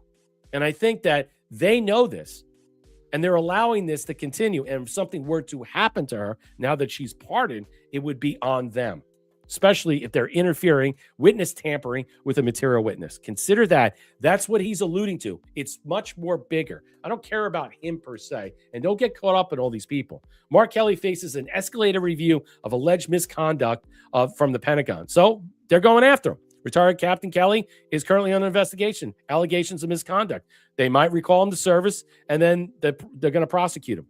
Kelly said in response Monday that it should be sent a shiver down every spine of every patriot American that President and Secretary of Defense would abuse their power, whatever. All right. The administration is pitting our uniformed military intelligence community professionals against citizens, lawmakers, state, everything, blah, blah, blah. Our laws are clear. You can refuse legal orders. No, you can't. No, you can't. You can't in this way. What legal orders? You admitted there was no illegal orders. Okay. But yet you committed seditious subversion on TV by suggesting and telling people to do exactly what was not done. Department of War senior legal advisor Tim Parlato in early December of the investigation. There's a range of options. They could give him a letter, reprimand. They can actually take one of the ranks away from retirement, lower in his pension. Department of War previously said the action in Kelly's case may include recall to active duty court-martial. Yep. They're looking at every option. The problem is that they're slow walking it. Some people, I saw Bannon today say it's happening. They're going to recall him in order for him to be court-martialed per se. I don't know if that's going to happen. All right, we got about a couple more minutes. I'm watching. I'll tell you when it's on. Okay, good. Let's get into a couple of fun things. Keep going. Okay, let's go. Kelly into a couple. Should be recalled. I think they're going to get that guy. I think so too, and he's going to be an example. I think so too. Thank you, Wood USA donating 717 gold pills. Need more gold pills. Support for the boys stream. Thank you for your support. Breaking Candace Owens says Erica Kirk admitted during their meeting that she was mistaken. Charlie Kirk did say they're going to kill me the day before the assassination. Listen to this. I was immediately refreshed by the fact that one of the first things that Erica did was she owned the lies, or rather, I guess they would cage it as miscommunications that were coming from various people at the company. Like, look, this is a company with 650 people that are employed. Everybody at this time is exceedingly emotional, and they are communicating. And no matter what somebody says on Twitter, they assume that this communication has come down from management, and that's not always a circumstance. But they owned right away, which felt great, that if you guys recall, we Erica sat down with Glenn Beck. I actually missed this portion because I didn't get to watch the interview in its entirety, and we were pulling clips because a lot was coming out very quickly. But there was a portion that was going around that was viral, and it was Erica saying that she had Charlie's phone and that Charlie never texted anybody the night before saying that he thought that they were going to kill him. And that obviously reflected poorly on me because I was the one who said that he did, in fact, text multiple people the night before. And then I went on Jimmy Dore on Friday, Jimmy Dore's show, and I clarified. I said, Andrew Colvett told me specifically that he was one of the people that received this text message. So I got that first person. I didn't get that from a source. I got that direct. I'm running out of time. I got another one, but now you know that a lot of the stuff that she was breaking, it's coming to fruition in some way. She's got balls, man. I mean, I got to give her credit. I got to give her credit. Yeah. This is the point about asking questions. Right, exactly. If you don't ask the questions, you're never going to get the answers. And the fact is, she's been right quite a bit now. Actually, she's being proven right. And even though people are pushing back, they're fucking stupid. They're angry about their miserable lives that they can't, co-opt this in some way. They're like, well, the evidence is going to come out and he's going to be convicted and stuff. Okay, whatever. It doesn't mean what she's saying right here is wrong. Actually, Andrew Colvett, the producer of the Charlie Kirk Show, proved what she said was real. And so whatever meeting she had here, she didn't dismiss it. She wasn't threatened. She said, keep it up. Apparently, there's a lot of stuff that's going on. That's why I think this whole thing is kayfabe. That's why I think this whole thing is fake and gay. She's a dupe playing a role, as the wife, the widow, but really the CEO of a company and giving what? Information to Candace that Candace is going to what? Take and run with it? Oh, come on. None of this feels right. It's all weird. It's all odd, and it's all above board, right? The massive exposure operation. Candace, I want to get Candace front war. Candace, I want to get to the reality of what you're actually saying. So when you say that somebody at Turning Point USA, Charlie's company, was complicit in his murder, who was? I believe that there were multiple people at Turning Point who are, as I have said many times, my exact words are, they are engaged in a cover-up of what happened to Charlie on that day. No, but who was involved in his murder? I didn't say that they murdered Charlie. You said that people at Turning Point were complicit in his murder. No, my exact sentence that I said was that there were people at Turning Point who are engaged in a cover-up. No, you didn't. I believe Sorry, that you didn't. thoroughly. Candace, you didn't say that. You said literally. I did say that on my entire You said show. there were people at Turning Point complicit in his murder. Okay. That's what you said. When you and I were discussing, that's why I said, let's go back. I was applying the logic of a conspiracy to JFK. I said, okay, JFK, you have people that are complicit. Of course, Let's if you forget apply that JFK. logic, if there Let's is a forget conspiracy, JFK. there's going to be multiple people that are going to be complicit by the time, in order for a large stage murder to But you happen. specifically said, you didn't say complicit in a cover-up. You said complicit in the murder. Because I said, who at Turning Point was involved clarify for you. in his murder? And Let you me said, clarify for you. Okay, you can keep saying what I said or you can listen to what I am saying. Okay. When I was using the analogy of JFK and we were connecting it, I was basically pushing back on you because you were suggesting that, all of these people being involved would be crazy. So I was applying the analogy I said, of what I don't happened to know. JFK. Well, you actually, if you go back and I listen, said, I don't know. suggesting that a I said, conspiracy. you don't know Okay, well, either. You're floating theories. when we started which are talking about the you're JFK perfectly thing, entitled. Listen, let me make it clear. Piers, I really think you're not holding on to your thoughts here Candace, let me correctly. let me spell out my thought very clearly. When we to you. started talking Let about me spell. JFK, Hang on. Piers Morgan is a fucking idiot, dude. Honestly, he's a fucking moron. I don't know why anybody goes on his show. I mean, that guy is a boob. Thank you, Blue Devillion Man, for gifting a 1 subscription to the We Are Rise show to Gnaw Dog. Was gifted a subscription. Well, congratulations. Thank you. Let me show you this other thing, because this was the funniest thing that I saw on the show. I think she's being proven right. No, I think she is. That's why he's on there attacking her, because look, she didn't say that there are people that she said that actually did the actual assassination. She said there were 2 people that are complicit that they know of that were involved. That's what she said. Let me show you this. She says this about Macron's wife. I'm sorry. She had 3 children. Did she get it removed? She had 3 Did he get children. It removed? Yeah, you can have adoptive children. You can call somebody, but Brigitte Macron was born a dude named Jean-Michel Trogneau. Well- And I just feel, I want you to know that. All right, he's on. Brigitte Macron. Trump is on now. Is he? All right, hold on. Yeah. All right, let me get out of this. Stop sharing that.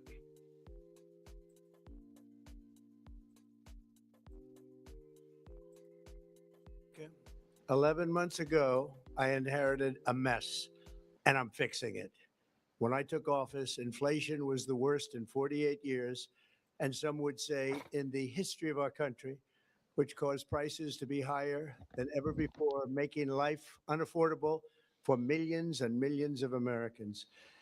This happened during a Democrat administration, and it's when we first began hearing the word affordability. Our border was open, and because of this, our country was being invaded by an army of 25 million people, many who came from prisons and jails, mental institutions, and insane asylums. They were drug dealers, gang members, and even 11,888 murderers, more than 50% of whom killed more than one person.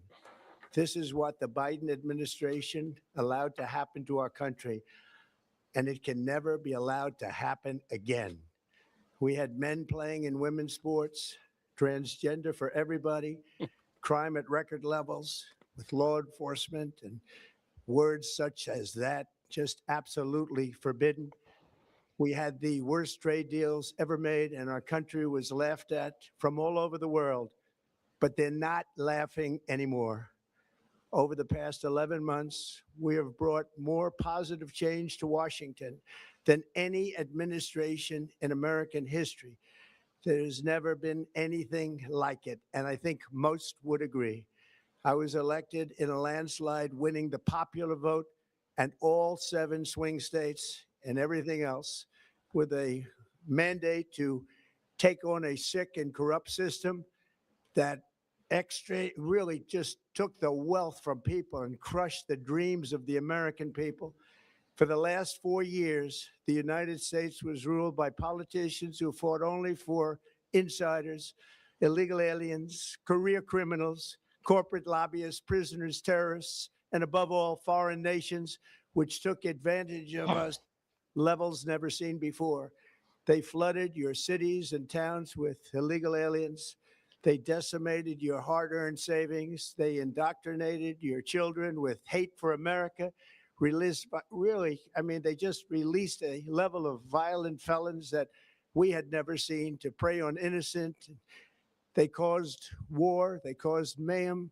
They caused a horrible situation all over the globe. But now you have a president who fights for the law-abiding, hardworking people of our country, the ones who make this nation run, who make this nation work.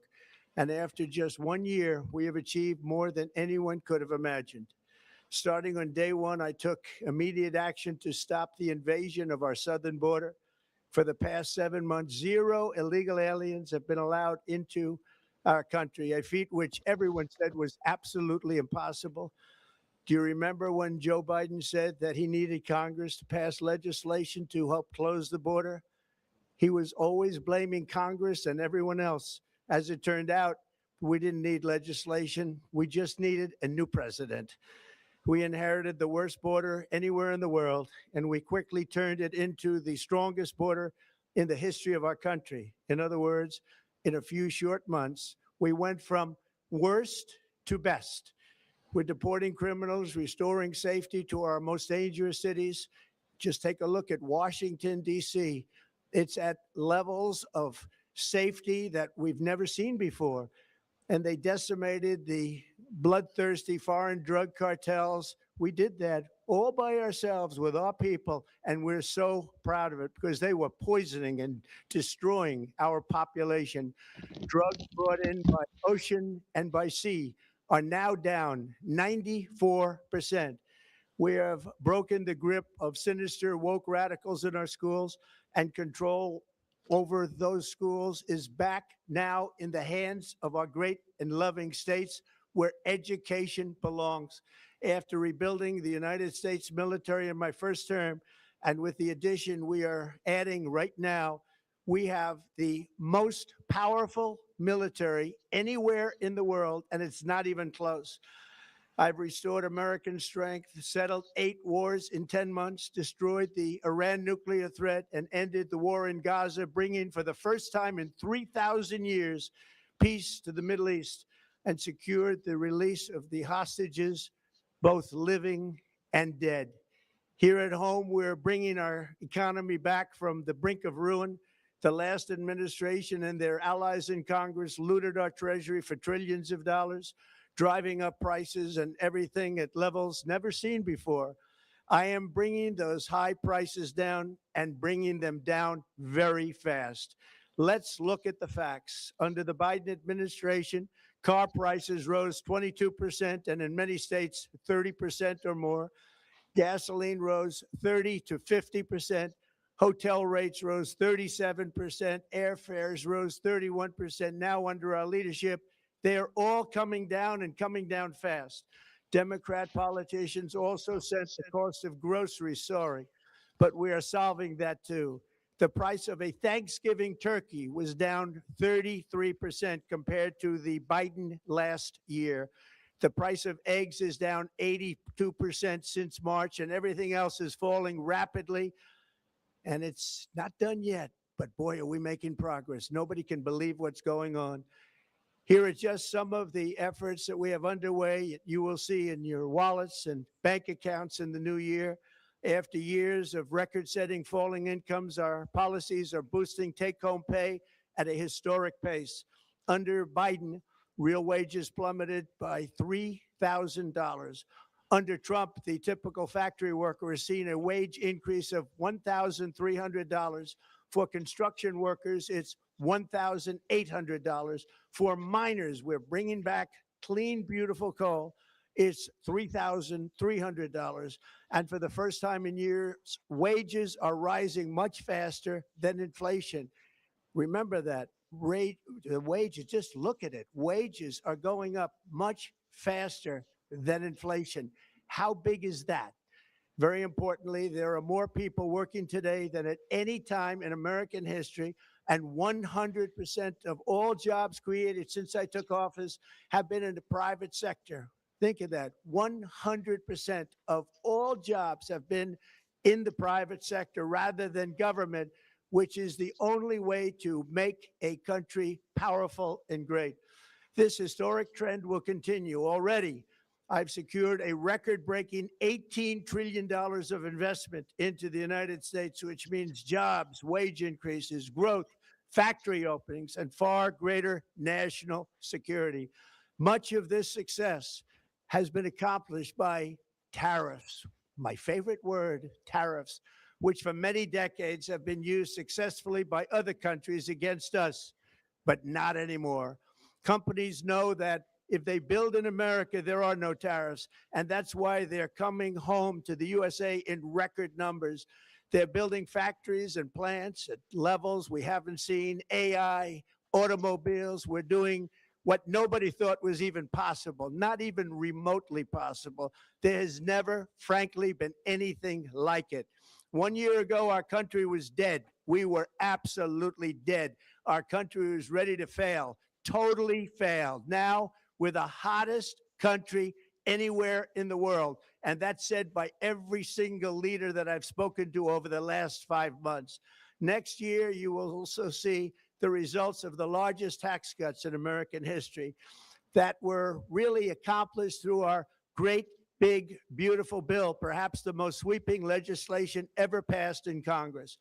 We wrapped 12 different bills up into one beautiful bill. That includes no tax on tips, no tax on overtime, and no tax on Social Security for our great seniors. Under these cuts, many families will be saving between $11,000 and $20,000 a year, and next spring is projected to be the largest tax refund season of all time. Because of tariffs, along with the just passed One Big Beautiful Bill, tonight I am also proud to announce that more than 1,450,000, think of this, 1,450,000 military service members will receive a special, we call Warrior Dividend before Christmas, a Warrior Dividend. In honor of our nation's founding in 1776, we are sending every soldier $1,776. Think of that. And the checks are already on the way. Nobody understood that one until about 30 minutes ago. We made a lot more money than anybody thought because of tariffs, and the bill helped us along. Nobody deserves it more than our military, and I say congratulations to everybody. And by the way, we now have record enlistment in our military, and last year we had among the worst recruitment numbers in our military's history. What a difference a year makes. In addition, I'm doing what no politician of either party has ever done, standing up to the special interests to dramatically reduce the price of prescription drugs. I negotiated directly with the drug companies and foreign nations, which were taking advantage of our country for many decades, to slash prices on drugs and pharmaceuticals by as much as 400, 500, and even 600%. In other words, your drug costs will be plummeting downward. And I used the threat of tariffs to get foreign countries who would never have done it to pay the cost of this giant dollar reduction. They stopped ripping us off, and it began as of 4 days ago. There has never been anything like this in the history of our country. Drugs have only gone up, but now they'll be going down by numbers never conceived possible. It's called most favored nation. And no president has ever had the courage or ability to get this done until now. The first of these unprecedented price reductions will be available starting in January through a new website, trumprx.gov. And these big price cuts will greatly reduce the cost of health care. I'm also taking on the gigantic health insurance companies that have gotten rich on billions of dollars of money that should go directly to the people. The money should go to the people. That's you. So they can buy their own health insurance, which will give far better benefits at much lower costs. It will be far better health insurance. The current Unaffordable Care Act was created to make insurance companies rich. It was bad health care at much too high a cost. And you see that now in the steep increase in premiums being demanded by the Democrats, and they are demanding those increases, and it's their fault. It is not the Republicans' fault. It's the Democrats' fault. It's the Unaffordable Care Act, and everybody knew it. Again, I want the money to go directly to the people so you can buy your own health care. You'll get much better health care at a much lower price. The only losers will be insurance companies that have gotten rich, and the Democrat Party, which is totally controlled by those same insurance companies. They will not be happy, but that's okay with me because you, the people, are finally going to be getting great health care at a lower cost. Another major focus is the cost of energy. For years, the radical left Democrats exploited the green energy scam as an excuse to funnel many billions of dollars into their own massive slush funds, as their energy restrictions drastically drove up prices, and they drove them up at record levels. Electricity costs surged 30 to 100% under Biden, and the typical family lost $5,000 to $10,000 in higher energy costs. Think of that, $5,000 to $10,000 you lost. On day one, I declared a national energy emergency. Gasoline is now under $2.50 a gallon in much of the country. In some states, it, by the way, just hit $1.99 a gallon. And within the next 12 months, we will have opened 1,600 new electrical generating plants, a record, and it's a record that won't be beaten by practically, I would say, by anybody, or certainly not very soon. Prices on electricity and everything else will fall dramatically. The Democrat inflation disaster, again, the worst in the history of our country, also robbed millions of Americans of home ownership and indeed the American dream. The yearly cost of a typical new mortgage increased by $15,000 under Democrat rule. In 11 months, we've already gotten that annual cost down by $3,000, and it's coming down a lot lower. Wait till you see. The numbers are going to be shocking, and I'll soon announce our next chairman of the Federal Reserve, someone who believes in lower interest rates by a lot, and mortgage payments will be coming down even further. Early, the new year, and you will see this, in the new year, I will announce some of the most aggressive housing reform plans in American history. A major factor in driving up housing costs was the colossal border invasion. We have never been invaded. This is the worst thing that, frankly, in my opinion, the worst thing that the Biden administration did to our country is the invasion at the border.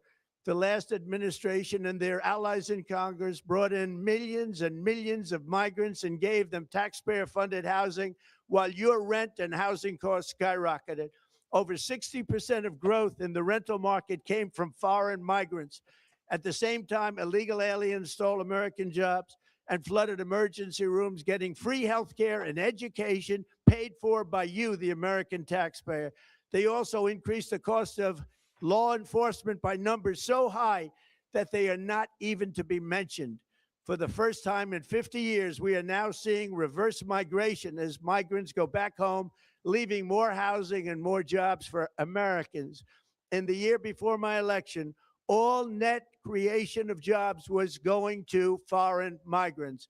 Since I took office, 100% of all net job creation has gone to American-born citizens, 100%.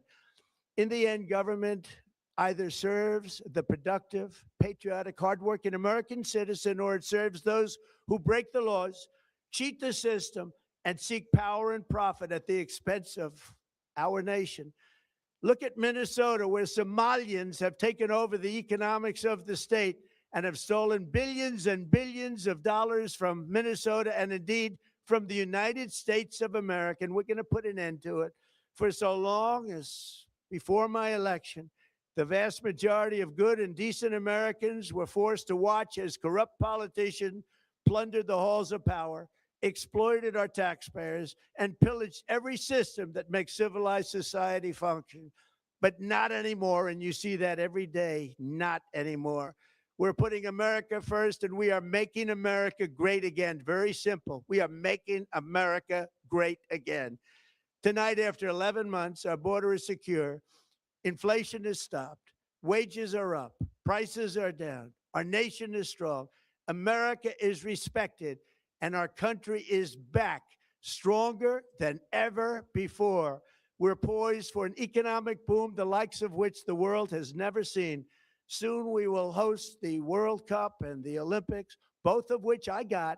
But most importantly, we will celebrate the 250th anniversary of the Declaration of Independence. There could be no more fitting tribute to this epic milestone than to complete the comeback of America that began just 1 year ago. When the world looks at us next year, let them see a nation that is loyal to its citizens, faithful to its workers, confident to its identity, certain to its destiny, and the envy of the entire globe. We are respected again like we have never been respected before. To each and every one of you, have a Merry Christmas and a Happy New Year. God bless you all.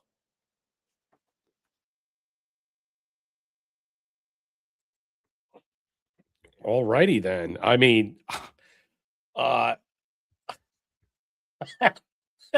everybody was like, I think you're muted.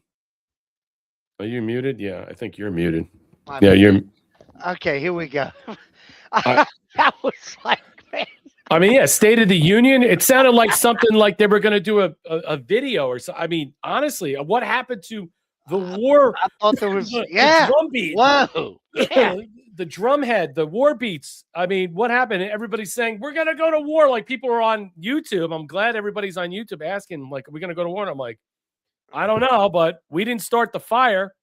But, you know, I mean it's the, at least it could have announced one of those, the coins or something. You know, the. It's a good thing, I guess. Are people happy? Are you relieved? We're just going to wait these people out. We have an embargo going on. There's no missiles launched in. There's no troops on the ground. Not yet. I mean, to all you non-interventionists that can't handle anything, I mean, this is a good thing, I guess, right? I guess people will be happy. They feel comfortable. But this was good for President Trump to actually, as we go into the new year, because he'll be dipping out soon, for the holidays to go back to Mar-a-Lago. When you think about it, people need to recognize that. He wanted people to understand that things are coming down, things are changing, things will get better. I surmise that the first 2 quarters, the first quarter, okay, which is January through April, you'll see a significant decrease in a lot of stuff. You'll see a lot of things that are going to happen. And we'll see what's going to happen before January 30th if they try to shut the government down. I believe that that's what they're waiting their time for the filibuster. Senator Mark Wayne Mullen came out and said, yeah, we're going to have to do this. It's like eventually we're going to have to do it. There's no way we can get around this. And the idea of codifying 150 President Trump's executive orders going forward, it's going to be fantastic. I mean, this thing was less than 20 minutes. Did anybody have it on your bingo card that we weren't going to talk about Venezuela? I mean, I thought for sure we would have at least a conversation about it. I didn't think we were going to go into the economic, sale of the country, Marshall. I mean, that was fantastic. Yeah, I mean, I thought it was going to go for at least an hour, maybe an hour and a half. I mean, normally he does that, but I think this was kind of like the I don't know, kind of a State of the Union. That's what everybody's saying. Yeah. And look, hey, it's Christmas, it's the holidays. Why not? Yeah, I mean, the last thing you probably want to need right now is like Yeah, a where to go? full-blown war, and we got Christmas going on. Yeah, I think that would probably dampen. And I don't think the they even horizon. he doesn't even need to announce that shit. Really? Yeah, he doesn't, because you know what? They're probably already doing it. Yeah, you don't. Yeah, exactly. He doesn't have to. The War Powers Act, that's garbage. President Trump has 90 days under authority. We know Congress has the authorization to control that. So all that stuff is all BS.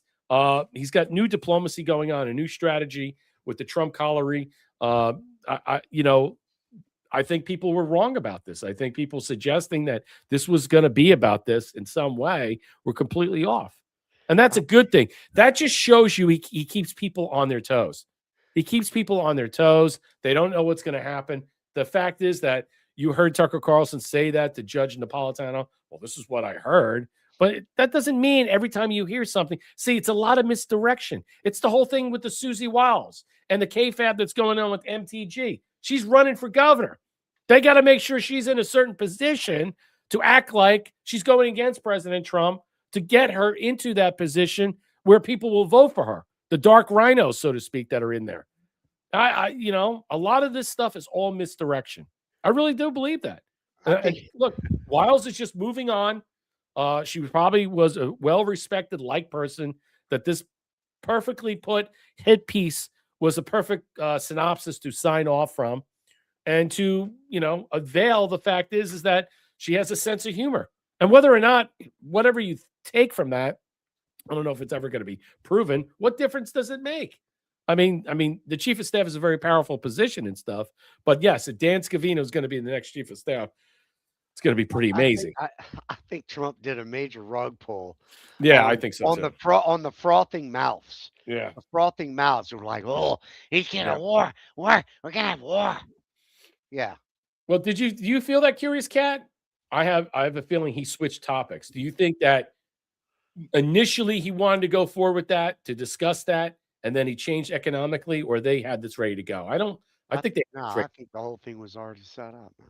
Yeah, I think this was set up, ready to go. And but probably behind the scenes, they were telling people this is about, because everybody was suggesting that. All the big names were hinting that it's going to be about Venezuela. That, usually when you do, and it was supposed to come from the Oval Office. You notice it wasn't, I don't think it was the Oval Office, was it? He wasn't sitting down at the desk, at the Resolute desk. So I don't know.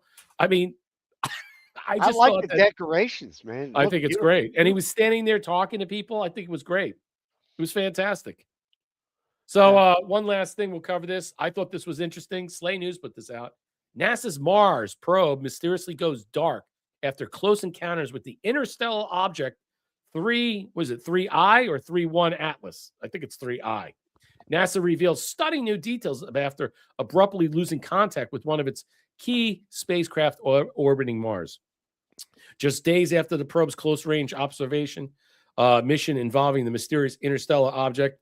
The space agency confirmed maybe that the Maven probe went dark on December 4th, immediately after passing behind Mars while tracking the object NASA insists on calling a comet. Maven then failed to resume normal communications, instead emerging from Mars' far side, rotating abnormally, and no longer responding to commands.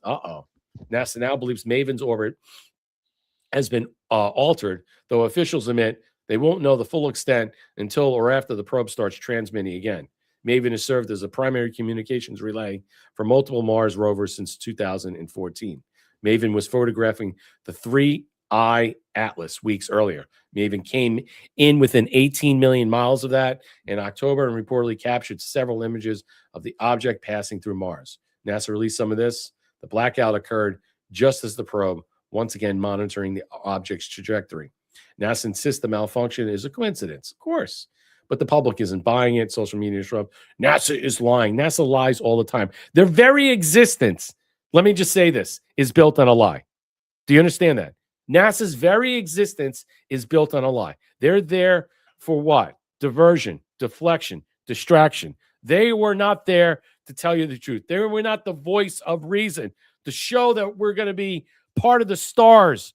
Are you kidding me? They're there for control. Whatever else that they've been put in place for many other reasons. Furious users on X voiced their opinion.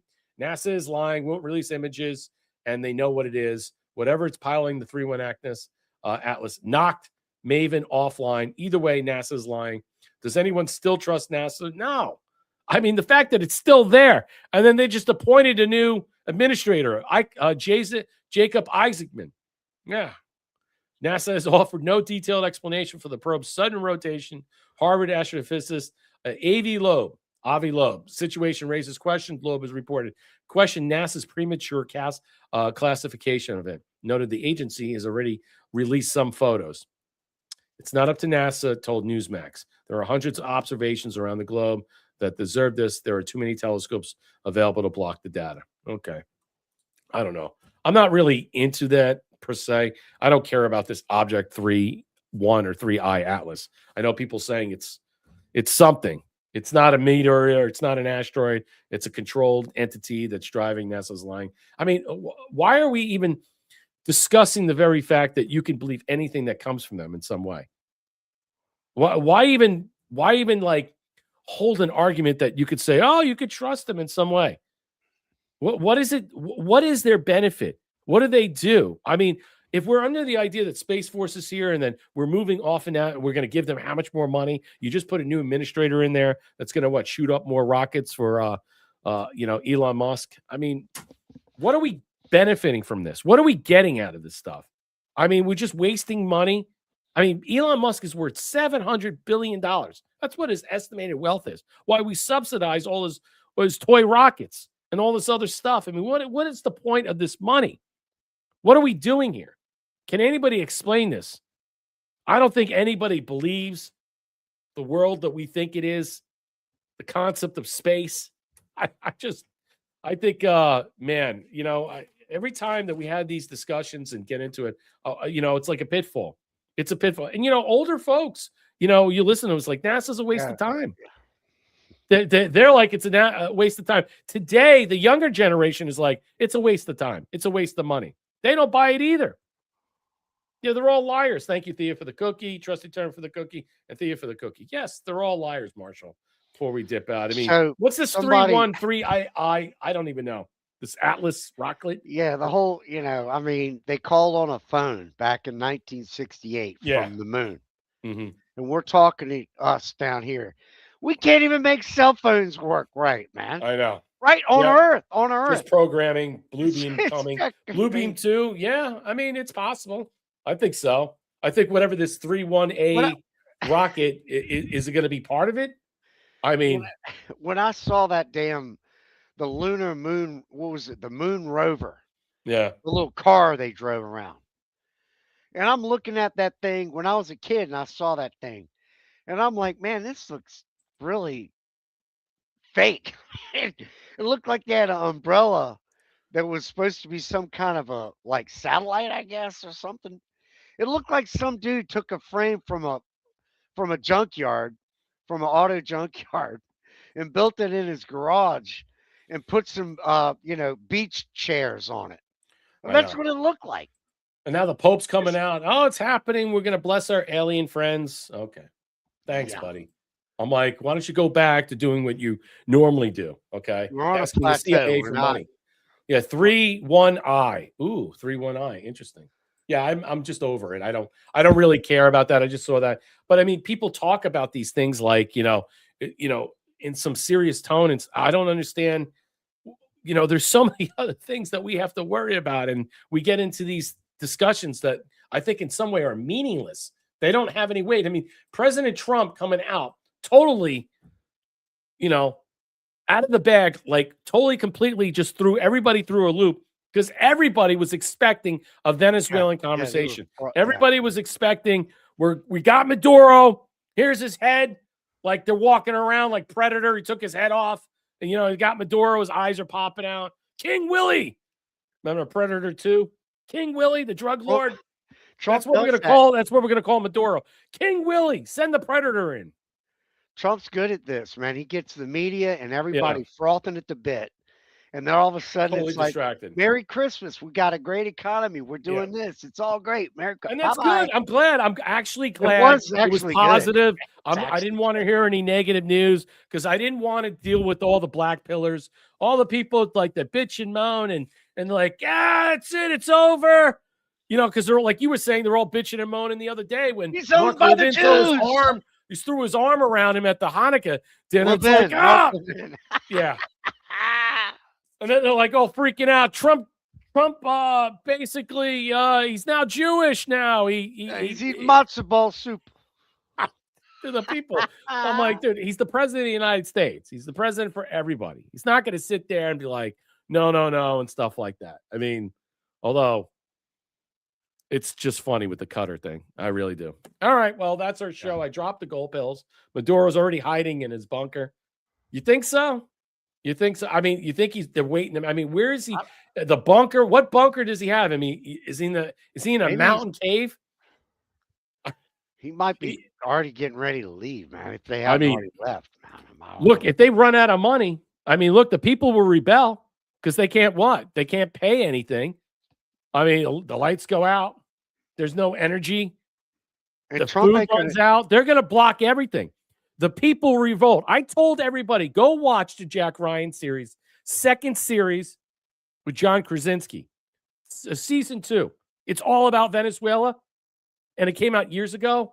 It is fantastic, and it's a lot similar to what we're talking about. Same thing with season 4 with the terrorist plot from the Turtle Group, the Ninja Turtles that tried to build chemical bombs in the desert.